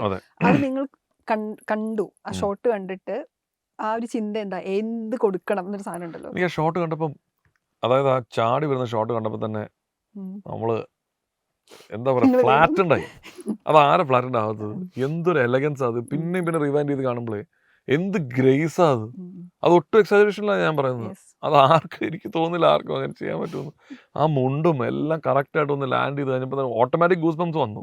ഇനി ആ വന്ന ഗൂസ് ബംസിനെ നല്ല നമ്മുടെ രീതിയിലൊന്ന് എൻഹാൻസ് ചെയ്താൽ മതി. അത് ആ 2 സീനും കണ്ടപ്പോഴേ പടത്തിന്റെ ഡയമെൻഷൻ, അതുവരെ ഞാൻ എല്ലാം കുറച്ച് ഇൻറ്റൻസ് സീൻസാണ് കാണിച്ചിരുന്നത്, ചെറിയ ചെറിയ ഫുട്ടേജ് ആയിട്ട്. ഈ 2 സീൻ കാണിച്ചപ്പോൾ തന്നെ പടത്തിൻ്റെ ഒരു ഡയമെൻഷനെ നമ്മുടെ മനസ്സിൽ നിന്ന് മാറിയത്. പിന്നെ നമ്മൾ ഇതിനകത്ത് 100% കൊടുക്കാമെന്നുള്ളൊരു ലെവലിലിരിക്കുകയാണ്. നമ്മളിപ്പോൾ പണ്ടൊരു സിനിമ കാണുമ്പോൾ ഒരു ഹീറോ വരുമ്പം ഞാൻ പണ്ടൊക്കെ സിനിമ കാണുമ്പോൾ നമ്മളെ കണ്ടന്റ് മാത്രമാണ് ശ്രദ്ധിക്കുക. പക്ഷെ ഇപ്പം നമ്മൾ ഒരുപാട് സിനിമകൾ കണ്ട് ഈ ടെക്നീഷ്യൻസ് സംസാരിക്കുന്ന കേട്ട് ഓക്കെ ഇവിടെ ഇനി എന്ത് മ്യൂസിക്കാണ്, എന്ത് ഷോ, അതൊക്കെ ആലോചിക്കും. നിങ്ങൾ ചെയ്യുമ്പോഴേ ഇപ്പോൾ ഈ മാസാക്കുക പ്ലസ് അതേസമയം കണ്ടന്റ് ഓറിയന്റഡ് ആയി ചെയ്യുക, ആ ഒരു ബാലൻസ് ഉണ്ട്. അതെങ്ങനെ ഇപ്പം തുടരുമ്പോഴാണെങ്കിൽ തന്നെ ആ 2 സീൻ അത് ഭയങ്കര ഡിബേറ്റബിൾ സീനാണ്. ഇപ്പം നമുക്കത് വേണമെങ്കിൽ ഷൺമുഖൻ്റെ പെർസ്പെക്റ്റീവിൽ ചിന്തിക്കുകയാണെങ്കിൽ മകനെ അത്ര ചെയ്ത ഒരു പോലീസ് ഓഫീസറോട് എങ്ങനെ ഇമോഷണലി റിയാക്ട് ചെയ്യുന്നതാണ് ഏറ്റവും നല്ലത്. അല്ല ചാടി നിൽക്കുമ്പോൾ പോലും അങ്ങനെ തന്നെ ചെയ്താൽ മതി. പക്ഷെ അവിടെ ഒരിക്കലും ഒരു മലയാളിക്ക് അങ്ങനെ ചെയ്യാൻ പറ്റില്ല. കാരണം ലാലേട്ടനോട് ഇഷ്ടമുള്ള ഒരാൾക്ക് അവിടെ കഥയ്ക്ക് മുകളിൽ ലാലേട്ടൻ്റെ ഒരു പരിപാടി അവിടെ വേണം. അപ്പം ഞാൻ അതിനെ ഒന്ന് ബാലൻസ് ചെയ്യുക ചെയ്തത്. അവിടെ ഞാൻ ഗാലറിക്ക് തന്നെയാണ് പ്ലേ ചെയ്തത്. ലൈക്ക് അത് ആ സമയത്ത് audience will understand this is A fan boy moment എന്നുള്ളത്. പക്ഷെ അത് കഴിഞ്ഞ് പിന്നെ അടുത്ത ഷോട്ടിൽ തന്നെ നമ്മൾ മാറി. അത് സീംലെസ് ആയിട്ടാണ് അവിടെ. അപ്പോൾ ആ ഹീറോ എലിവേഷൻ നടന്നു, ആ എന്റർടൈൻമെന്റ് ഫാക്ടറും കിട്ടി. അത് തിയേറ്ററിൽ ഇത് ഭയങ്കരമായിട്ട് ആൾക്കാർ എൻജോയ് ചെയ്യാൻ കാരണം. പിന്നെ ആ ഒരു മാർക്കറ്റിംഗ് ബ്രില്യൻസും ഉണ്ട് എല്ലാവരുടെയും. കാരണം ഈ ഒരു ജോണറിലുള്ള പടമാണെന്ന് ഒരിക്കലും ഒരിടത്ത് റിവീൽ ചെയ്യാതെ ആ പോയിന്റിൽ ആൾക്കാർ ഇത് കണ്ടപ്പോൾ എല്ലാവരുടെ കയ്യിൽ നിന്ന് പോയി. അത് നമ്മളിപ്പം തരുൺ കണ്ട കാര്യമൊക്കെ പറഞ്ഞു, പ്രേക്ഷകർ കാണുമ്പോൾ ഇങ്ങനെ മോഹൻലാൽ ആദ്യമായിട്ട് അത് എഡിറ്റ് കഴിഞ്ഞ് കണ്ടോ അല്ലെങ്കിൽ അല്ല എനിക്കറിയില്ല എവിടെന്നാ കണ്ടതെന്ന്. എനിക്കൊന്നും തിയേറ്ററിലായിരിക്കും കണ്ടത്. എഡിറ്റ് കഴിഞ്ഞ് കണ്ടു കാണും. പക്ഷെ ഈ സ്കോറോടുകൂടി അദ്ദേഹം തിയേറ്ററിലായിരിക്കും കണ്ടത്. സംസാരിച്ചു അതിന് ശേഷം. പിന്നെ ഞാൻ ബർത്ത്ഡേക്ക് എനിക്ക് സമീർ ഹംസ എന്നെ വിളിച്ചു തന്നിരുന്നു. അപ്പൊ ഞാൻ പറഞ്ഞു രാജേട്ടാ പറഞ്ഞു മോനെ കൊണ്ടാട്ടം എല്ലാം കൊണ്ടാടിക്കൊണ്ടിരിക്കുക. എന്നെ ഫോണിൽ ഞാനൊന്ന് ബർത്ത്ഡേ സമയത്ത് സംസാരിച്ചിരുന്നു. അതും പറയേണ്ട ആവശ്യമില്ല, ഞങ്ങളുടെ സ്നേഹമാണ് അത്. അദ്ദേഹം അത് ലാലേട്ടൻ്റെ വളർന്ന ഒരു നമ്മൾ ഇത്രയും ത്രസിപ്പിച്ച ഇറ്റ്സ് മൈ ടോട്ടൽ എന്താ പറയാ അഡ്മിറേഷൻ ആൻഡ് ഡെഡിക്കേഷൻ ടു എന്റെ ഫാൻ എന്ന രീതിയിൽ. ഒറ്റൊരു മോഹൻലാൽ സിനിമ പറയാൻ പറഞ്ഞാലേ ഏതായിരിക്കും പറയാ? അയ്യോ, ദേവാസുരം ഇസ് വൺ, ആറാം തമ്പുരാൻ ഇസ് വൺ. ഇത് ഈ മാസ് ജോണറിലുള്ള. പിന്നെ ഞാൻ ഏറ്റവും കൂടുതൽ ലാലേട്ടൻ്റെ പടം കണ്ടിരിക്കുന്നത് യോധയാണ്. ഒരു 10-40 പ്രാവശ്യം കണ്ടു. ചെറിയ എനിക്ക് ഏറ്റവും കൂടുതൽ ഇഷ്ടമുള്ള സിനിമ ഡയലോഗ്സ് കാണാൻ പടം. ജഗതി ചേട്ടൻ്റെയും ആ നേപ്പാളിലെ പരിപാടികളൊക്കെ എനിക്കറിയത്തില്ല എത്ര പ്രാവശ്യം അത് കണ്ടിട്ടുണ്ടെന്നുള്ള. ഞാൻ അന്ന് എനിക്കെന്നെ അണ്ടർ 10 years ഓൾഡേ ഉള്ളൂ. പിന്നെ കിലുക്കം, ചിത്രം, മിഥുനം എല്ലാ ആ സമയത്ത് നമ്മൾ വളർന്ന സിനിമകളല്ലേ ഇതൊക്കെ. പക്ഷെ പെർഫോമൻസ് ഒരു രീതിയിൽ എനിക്ക് ഈ പറഞ്ഞ പോലെ കിരീടം, ദേവാസുരം, ആറാം തമ്പുരാനിലെ ഒരു അവിടെ തൊട്ട് പിന്നെ ഒരു മാസ് കാറ്റഗറി ആണല്ലോ. ഞാൻ കേട്ടിട്ടുണ്ട് ഇപ്പൊ പണ്ട് മാട്ടുമ്പ്രക്കാട്ട് സിനിമയിലേക്ക് വിളിച്ചിട്ട് പോവാതിരുന്നിട്ടുണ്ട്. അതെന്തായിരുന്നു? അതായത് ഞാൻ മലയാളി എന്ന് പറഞ്ഞ ആൽബം ചെയ്ത് കഴിഞ്ഞിട്ട് മാടിഞ്ചൻ എന്നെ വിളിച്ചിരുന്നു. ഇങ്ങനെ ഒരു സിനിമ തുടങ്ങാൻ പോകുന്നു, ജെയ്സൺ താല്പര്യമാണോ? മാടിഞ്ചൻ എൻ്റെ ആൽബം സോങ്സ് ഇഷ്ടമായിരുന്നു. ഞാനത് വിളി കേട്ട് കഴിഞ്ഞോണ്ട് എനിക്ക് എന്താ ചെയ്യേണ്ടതെന്നൊരു പിടിയിൽ. അവിടെയാണ് ഞാൻ ആക്ച്വലി ഒരു ഡിസിഷൻ എത്തിയത്. ഇത് ഇവിടെ നിന്നാൽ ഇനി ഞാൻ ഇതിൽ സ്റ്റക്കാവും. കാരണം ട്യൂൺ കമ്പോസ് ചെയ്യാം, പക്ഷെ സിനിമ സ്കോർ ചെയ്യുന്നതിനെ പറ്റി എന്തെങ്കിലും പഠിക്കണ്ടേ. ചെയ്യാൻ പറ്റുമായിരിക്കും, കുറെ ആൾക്കാരൊക്കെ വിളിച്ച് നമ്മൾ എന്തെങ്കിലുമൊക്കെ പറഞ്ഞു കൊടുത്ത് ചെയ്യാൻ പറ്റുമായിരിക്കും. ബട്ട് അങ്ങനെയാണ് ഞാൻ പിന്നെ എന്നാൽ ഇതൊന്ന് പഠിക്കാം കാര്യമായിട്ട്. അപ്പം കയറുന്നതിന് മുമ്പ് അപ്പം എന്നോട് അന്ന് എൻ്റെ കൂടെയുള്ളവർ പറഞ്ഞു, ഇതൊന്ന് you learn it on the ചെയ്തുകൊണ്ട് തന്നെയാണ് ഞങ്ങളൊക്കെ പഠിച്ചത്, നീ ചെയ്യ്. അത് കഴിഞ്ഞിട്ട് ഞാൻ US-ലോട്ട് പോവുക ചെയ്തത്. അപ്പം മാർട്ടിൻ ചേട്ടനും അപ്പോഴത്തേക്കിനും വേറെ ഓപ്ഷൻസ് ഒക്കെ ആയി. ഞാനിങ്ങനെ ഒരു ഉത്തരം പറയാതിരിക്കും, എനിക്ക് ധൈര്യം വന്നില്ലായിരുന്നു ആ സമയത്ത്. ഇപ്പോഴും മാർട്ടിൻ ചേട്ടനോട് പറയാം കാര്യം. പക്ഷെ അതെനിക്കൊന്നൊരു കറക്റ്റ് ഡിസിഷൻ ആയെന്ന് തോന്നുന്നു. കാരണം ഞാൻ 13 വന്നു കഴിഞ്ഞപ്പോൾ ഞാൻ 12 വർഷവും ഇതിൽ തന്നെയായിരുന്നു. പിന്നെ ആ സ്ട്രഗിളിലായിരുന്നു. ബട്ട് ആ ഒരു 5-6 years എന്നെ ഭയങ്കരമായിട്ട് ഹെൽപ്പ് ചെയ്തു. ഒരു ഒരു സ്കോറിംഗ് ഫിലോസഫി എൻ്റെതായ രീതിയിലൊന്ന് മോൾഡ് ചെയ്തെടുക്കാനുള്ള ഒരു വലിയൊരു പോയിന്റ് ആയിരുന്നു അത്. ഓക്കെ. ഇപ്പൊ പറഞ്ഞല്ലോ, ഇപ്പൊ പഠിക്കുക എന്നുള്ളത് ആദ്യം പഠിക്കുക, എന്നിട്ട് ജോലി തുടങ്ങിയ പിന്നെ നടക്കണമെന്നില്ല എന്ന്. പക്ഷെ എന്നാൽ പോലും ഇപ്പൊ അത് അപ്ഡേറ്റ് ചെയ്യുന്നത് ആ ഒരു ലേണിംഗ് നടക്കുന്നുണ്ട്. ഇപ്പൊ ഞാൻ പറഞ്ഞു, ഞാൻ ഇന്നലെ F1 കണ്ടു. അപ്പൊ ഞാൻ കാണുമ്പോൾ ഹാൻസും ഹാൻസമറാണ് സ്കോർ ചെയ്ത് എങ്ങനെയാണ് അതിനെ അപ്രോച്ച് ചെയ്യുന്നത്, എന്തെങ്കിലും പുതുതായിട്ട് ചെയ്യുന്നുണ്ടോ, സീൻ നമ്മൾ ചെയ്യുന്നത് അല്ലാത്ത ചെയ്യുന്നുണ്ടോ, അത് ഭയങ്കര അനലിറ്റിക്കലായിട്ടാണ് സിനിമ കാണുന്നത്. അല്ല ഞാനിപ്പോൾ ഈയിടെ ഞാൻ എന്നോട് ഗോവിന്ദ് ഒക്കെ പറയാറ് സിന്നേഴ്സ് എന്ന് പറഞ്ഞ സിനിമ ഉണ്ടെന്ന് പറഞ്ഞു, കണ്ടിരിക്കണം എന്ന് പറഞ്ഞു എന്നോട്. അപ്പോൾ അത് ഞാൻ ഇപ്പോൾ കാണാൻ റെഡി ആയിട്ടിരിക്കുക. സോ അതിലൊക്കെ നമ്മൾക്ക് എന്തെങ്കിലും ഒരു ഐഡിയ കിട്ടും. That's updation. ഇപ്പോൾ കാണുക എന്നുള്ളതാണ്. പിന്നെ ഇപ്പൊ പുതിയ പ്ലഗിൻ വന്നിട്ടുണ്ട്. ഇപ്പം സെറം 2 എന്ന് പറഞ്ഞിട്ട് ഞങ്ങളുടെ യൂസ് ചെയ്യുന്ന ഒരു പ്ലഗിൻ എല്ലാവരും. അപ്പൊ അതിന്റെ പ്ലഗിൻ എന്ന് വെച്ചാൽ നമ്മൾ ഇപ്പം ഈ മ്യൂസിക് ഉണ്ടാക്കാനായിട്ട് നമ്മൾ ഇപ്പൊ കീബോർഡ് കമ്പ്യൂട്ടർ ഉപയോഗിച്ചാണല്ലോ നമ്മളിപ്പോൾ പ്രോഗ്രാമിംഗ് എന്ന് പറയുന്നത്. ഇപ്പൊ ഒരു പാട്ടിൽ നമ്മൾ കേൾക്കുന്ന ടോൺസും നമ്മൾ കേൾക്കുന്ന സിന്ത് ടോൺസ് എല്ലാം നമ്മൾ വായിക്കുകയാണ്. ബേസിക്കലി നമ്മളൊരു ഒരു കമ്പ്യൂട്ടറിലുള്ള ഒരു VST പ്ലഗിൻ ഉപയോഗിച്ചാണ് വായിക്കുന്നത്.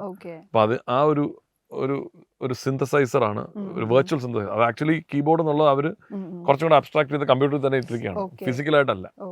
അപ്പൊ സിറം എന്ന് പറയുന്നത് ഇപ്പം വളരെ പോപ്പുലർ ആയിട്ട് യൂസ് ചെയ്യുന്ന ഒരു സിന്ത് പ്ലഗിനാണ്. അപ്പൊ അതിനെപ്പറ്റി ഞാൻ പഠിക്കും. അല്ലെ പുതിയ സാമ്പിൾ ലൈബ്രറീസ് ഉണ്ട്, പുതിയ പുതിയ ജോണറസ് ഇറങ്ങി കഴിയുമ്പോൾ അതെല്ലാം കേൾക്കും. അതല്ലാതെ കേൾവിയും ഒബ്സർവേഷനുമാണ്. അത് ആക്റ്റീവ് പഠനം നടക്കും കേട്ടോ. പക്ഷെ ഞാനത് എനിക്ക് പറ്റിയിട്ടില്ല. സമയം അത് കുറച്ചുകൂടെ ഓർഗനൈസ്ഡ് ആയി പറ്റുമെന്ന് എനിക്ക് തോന്നുന്നു. ഇപ്പം സിദ്ധിന്റെ 2 പാട്ട് മലയാളത്തിൽ ശ്രീറാം പാടിയല്ലോ. സിദ്ധ് വന്ന് പാടിയതാണോ അല്ലെങ്കിൽ എല്ലാം യൂസ് ചെയ്യുന്നത്? ഈ 2 പാട്ടും യൂസ് അയച്ചു കൊടുക്കുക ചെയ്തത്. അയച്ചു കൊടുത്ത് ഒരു 4-5 പ്രാവശ്യം സിഡ് മാറി മാറി ഓരോ ലൈൻസും നമുക്ക് പ്രശ്നമുള്ള ലൈൻസ് എല്ലാം സിഡ് ആദ്യം ഒരു റൗണ്ട് പാടി തന്നു ഞങ്ങളുടെ അടുത്ത്. എന്നിട്ട് സെഷൻ അയച്ചു തരും, ലോജിക് സെഷൻ അയച്ചു തരും. അതിന് ഓരോ വേർഷനിലും ഒരു 5-8 ടേക്ക് അല്ലെ ഒരു 10-12 ടേക്ക് കാണും. അതിൽ നിന്ന് ഞാൻ ഓരോന്ന് സെലക്ട് ചെയ്യും. എന്നിട്ട് ഞാൻ പറയുന്നത് ഇത് ഒന്നും വർക്കൗട്ട് ആവുന്നില്ല, ഒന്നും കൂടെ മാറ്റി. കാരണം ട്യൂണിലെ പെർഫെക്റ്റ് ആണ്, ലിറിക്സ് അത് നമ്മൾ നാളെ ഒരു ഇത് കേൾക്കരുതല്ലോ, മലയാളം ഒന്നും ശരിയായിട്ട്. എനിക്കത് വലിയ പ്രശ്നമല്ല കേട്ടോ. കാരണം ഞാനത് എനിക്ക് അതിലും ഒരു കൗതുകം ഉണ്ടെന്ന് തോന്നിയിട്ടുണ്ട്. മലയാള ഉച്ചാരണം മാക്സിമം നന്നാക്കാൻ നോക്കും. ഞാൻ 2 പാട്ടിലും പറയുവാനും മിന്നലിലുള്ളതിലും എനിക്ക് സിഡിന്റെ ഏറ്റവും നല്ല മലയാള ഉച്ചാരണങ്ങളായിരിക്കും. കാരണം യു മേഡ് ഷുവർ ദാറ്റ് എവിടെ ഇപ്പം ഫോർ എക്സാമ്പിൾ കുഞ്ഞീളം കാറ്റ് എന്നുള്ള ഇറ്റ് ഒരു അത് വരില്ലായിരുന്നു. പക്ഷെ ഐ മേഡ് ഷുവർ വേറെ ഏതോ ടേക്കിലെറ്റ് ഉണ്ടായിരുന്നു. അപ്പൊ എടുത്തിട്ടു.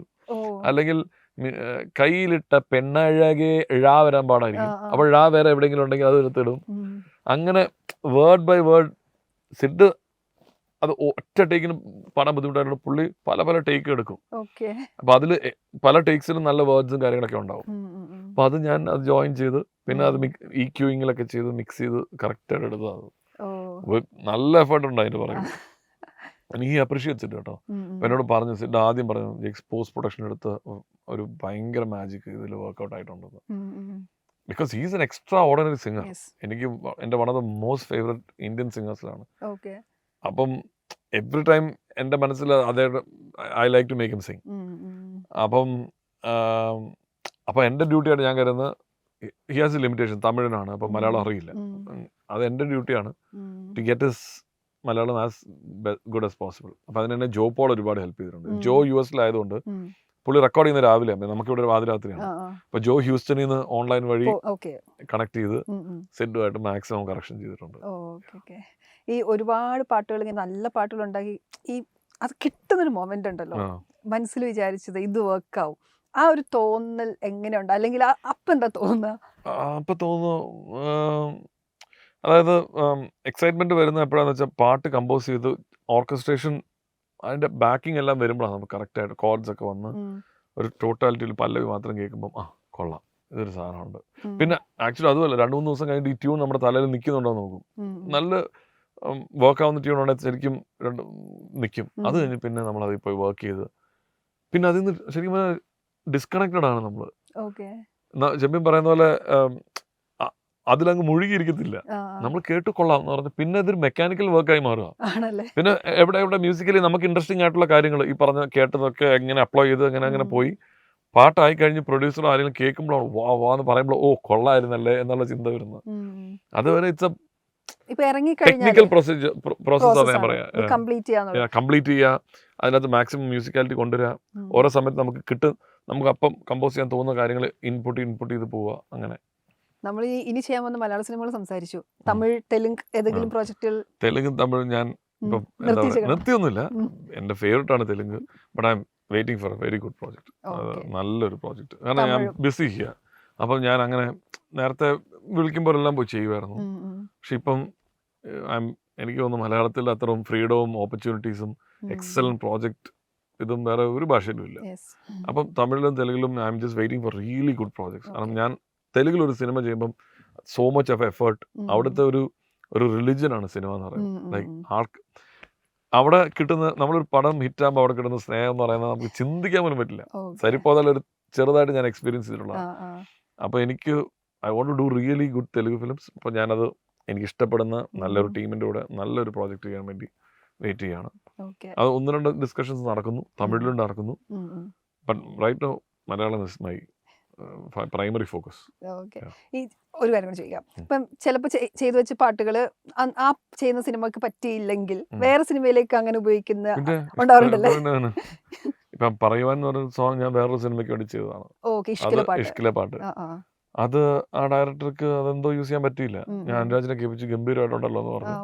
അങ്ങനെയാണ് ആ പാട്ട് ലിറിക് അടക്കം അനുരാജ് വേറെ കുറച്ച് മാറ്റങ്ങളുണ്ടായിരുന്നു. But he was able to pick that. ഇത് ഈ പടത്തിൽ കണ്ടംപററി ആയിട്ട് നിൽക്കും എന്ന് പറഞ്ഞിട്ടാണ് പറയുവാനെടുത്തത്.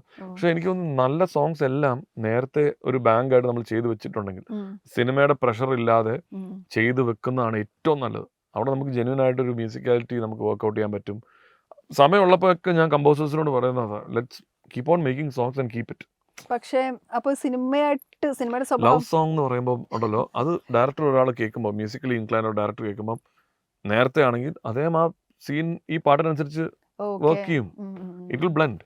അവർ responsibility is to make a good song and keep. Cinema കിട്ടി കഴിഞ്ഞിട്ട് വെക്കുന്നതിലും ഒരു 4-5 ലവ് സോങ്സ് ഉണ്ടാക്കുക, 4-5 മാസ് സോങ്സ് ഉണ്ടാക്കുക, ഫൈറ്റ് സോങ്സ് ഉണ്ടാക്കുക. യൂണിവേഴ്സലാണ്. പൊതുവെ ഇപ്പോൾ ഒരു സിനിമ വരുമ്പോഴേ സ്ക്രിപ്റ്റ് വായിച്ച് കഥ കൺവിൻസ് ഇഷ്ടപ്പെട്ട സ്ക്രിപ്റ്റ് ആണെങ്കിലേ ചെയ്യൂ, അങ്ങനെയുണ്ടോ? അല്ലെങ്കിൽ പാട്ട്? ഇല്ല, ഞാൻ നേരത്തെ അങ്ങനെ കൂടുതലും ഞാൻ എന്താ പറയുക, നമുക്കിപ്പോൾ നല്ലൊരു ടീം ഉണ്ട്, നല്ലൊരു ഓപ്പർച്യൂണിറ്റി ആണെങ്കിൽ ഞാൻ ഭയങ്കര ആ കാര്യത്തിൽ. പിന്നെ എൻ്റെ അടുത്ത് സീനിയർ ഡയറക്ടേഴ്സൊക്കെ വരുമ്പോഴൊക്കെ ഞാൻ ഓൾവേസ് യൂസ് ടു ഡു. പക്ഷേ ഇപ്പം ബാക്ക് ടു ബാക്ക് പ്രോജക്ട്സ് വരുന്നു. ഒരു പ്രോജക്റ്റ് നമ്മൾ ഒരുപാട് എഫേർട്ട് ഇടുന്നു, ചിലപ്പോൾ റിസൾട്ട് നമ്മൾ ഉദ്ദേശിക്കുന്ന വലിയ വരുന്നില്ല. അപ്പോൾ ആ ചോയ്സ് ഓഫ് സ്ക്രിപ്റ്റിൻ്റെ പ്രശ്നമായിരിക്കും. അപ്പം നമ്മുടെ എഫേർട്ട് ഇങ്ങനെ ഭയങ്കരമായിട്ട് ഞാൻ വലുപ്പം ചെറുപ്പമൊന്നും നോക്കാറില്ല. I do my 100%. അപ്പോൾ then I thought okay little more better ആയിട്ട് നമ്മൾ സ്ക്രിപ്റ്റ്സ് ചൂസ് ചെയ്താൽ you can part of good films also. അപ്പം അങ്ങനെയാണ് ഞാൻ ഇപ്പം കുറച്ചും കൂടെ കഥ എപ്പോഴും കേൾക്കും കേട്ടോ. But I M A little more careful about choices, അത്രേ ഉള്ളൂ. ബട്ട് എന്നാലും എൻ്റെ ഫ്രണ്ട്സിനോട് ഇപ്പം ഡിജോയുടെ കൂടെ ഞാൻ 5ാമത്തെ പടമാണ് ക്വീൻ, ജനഗണമന, മലയാളി ഫിലിം 4ാമത്തെ പടം. അപ്പം പള്ളിച്ചട്ടമ്പി. ഇനി അവനിപ്പം നാളെ വേറെ എന്ത് ഡിസിഷൻ ആയാലും ഞാൻ കൂടെ നിൽക്കും. പക്ഷെ that is a different issue. അപ്പം അങ്ങനെ ഉണ്ട്. But otherwise I M trying to see that I want be part of really. പക്ഷെ അതിൻ്റെ ഒരു കിക്ക് വേറെ തന്നെയാണ്. എല്ലാവരും convinced of what they are doing. നമുക്ക് ഇഷ്ടമുള്ള രീതിയിൽ നല്ല എഡിറ്റർ, നല്ല DOP. അപ്പം ആ ഒരു ബെസ്റ്റ് കിട്ടുമ്പോൾ നമ്മളും we are part of something magical. ആൾക്കാരോട് കറക്റ്റ് രീതിയിൽ എത്തുന്നു, നല്ല സക്സസ്ഫുൾ ആവുന്നു എന്നൊക്കെയുള്ളത്. സോ ആ ചോയ്സസ് കുറെ നന്നായിട്ട് എടുത്താൽ, പണ്ട് അങ്ങനെ അല്ലായിരുന്നു. ഐ റിമെമ്പർ എന്നോട് ആരാ പറഞ്ഞ കൈതപ്രൻ സാറിൻ്റെ ഞങ്ങളൊരു പോഡ്കാസ്റ്റ് ഉണ്ടായിരുന്നു. അപ്പം സാർ പറയായിരുന്നു, ഒരു വർഷം ജോൺസൺ മാഷിനോട് 29 സിനിമയിൽ എഴുതിയിട്ടുണ്ട്. ഒരു വർഷം. അന്ന് അവർ ചോയ്സസ് ഒന്നും ഇല്ലല്ലോ. പക്ഷെ ഇന്ന് ആൾക്കാർ ഭയങ്കര അൺഫോർഗീവ്ലി സ്ക്രൂട്ടനൈസിങ് ആണ് ടെക്നീഷ്യൻസിനെ പോലും. കാരണം you have to be very careful about what you choose and what kind of work come out. അതെല്ലാവരും അന്ന് അങ്ങനെ എല്ലാ സിനിമയിലും മ്യൂസിക് നമ്മൾ ഇത്രയും ഫോക്കസ് ചെയ്യുന്നില്ലല്ലോ. ഒരു സിനിമ അങ്ങനെ പോകുന്നു. അപ്പൊ ഇപ്പൊ അത് ആ ഒരു കുറച്ച് ഉണ്ട്, കെയർഫുൾ ആയിട്ട് ചെയ്യാറുണ്ട്. പിന്നെ മ്യൂസിക് കൊണ്ട് മാജിക് ഉണ്ടാക്കാൻ പറ്റട്ടെ. Thank you. ഒരു പാട്ടുകൂടെ പാടിയാലോ? ഏതാണ് പാടേണ്ടത്? നിങ്ങൾക്ക് ഏറ്റവും ഇഷ്ടമുള്ള നിങ്ങൾ ഏത് പാട്ടാണ്?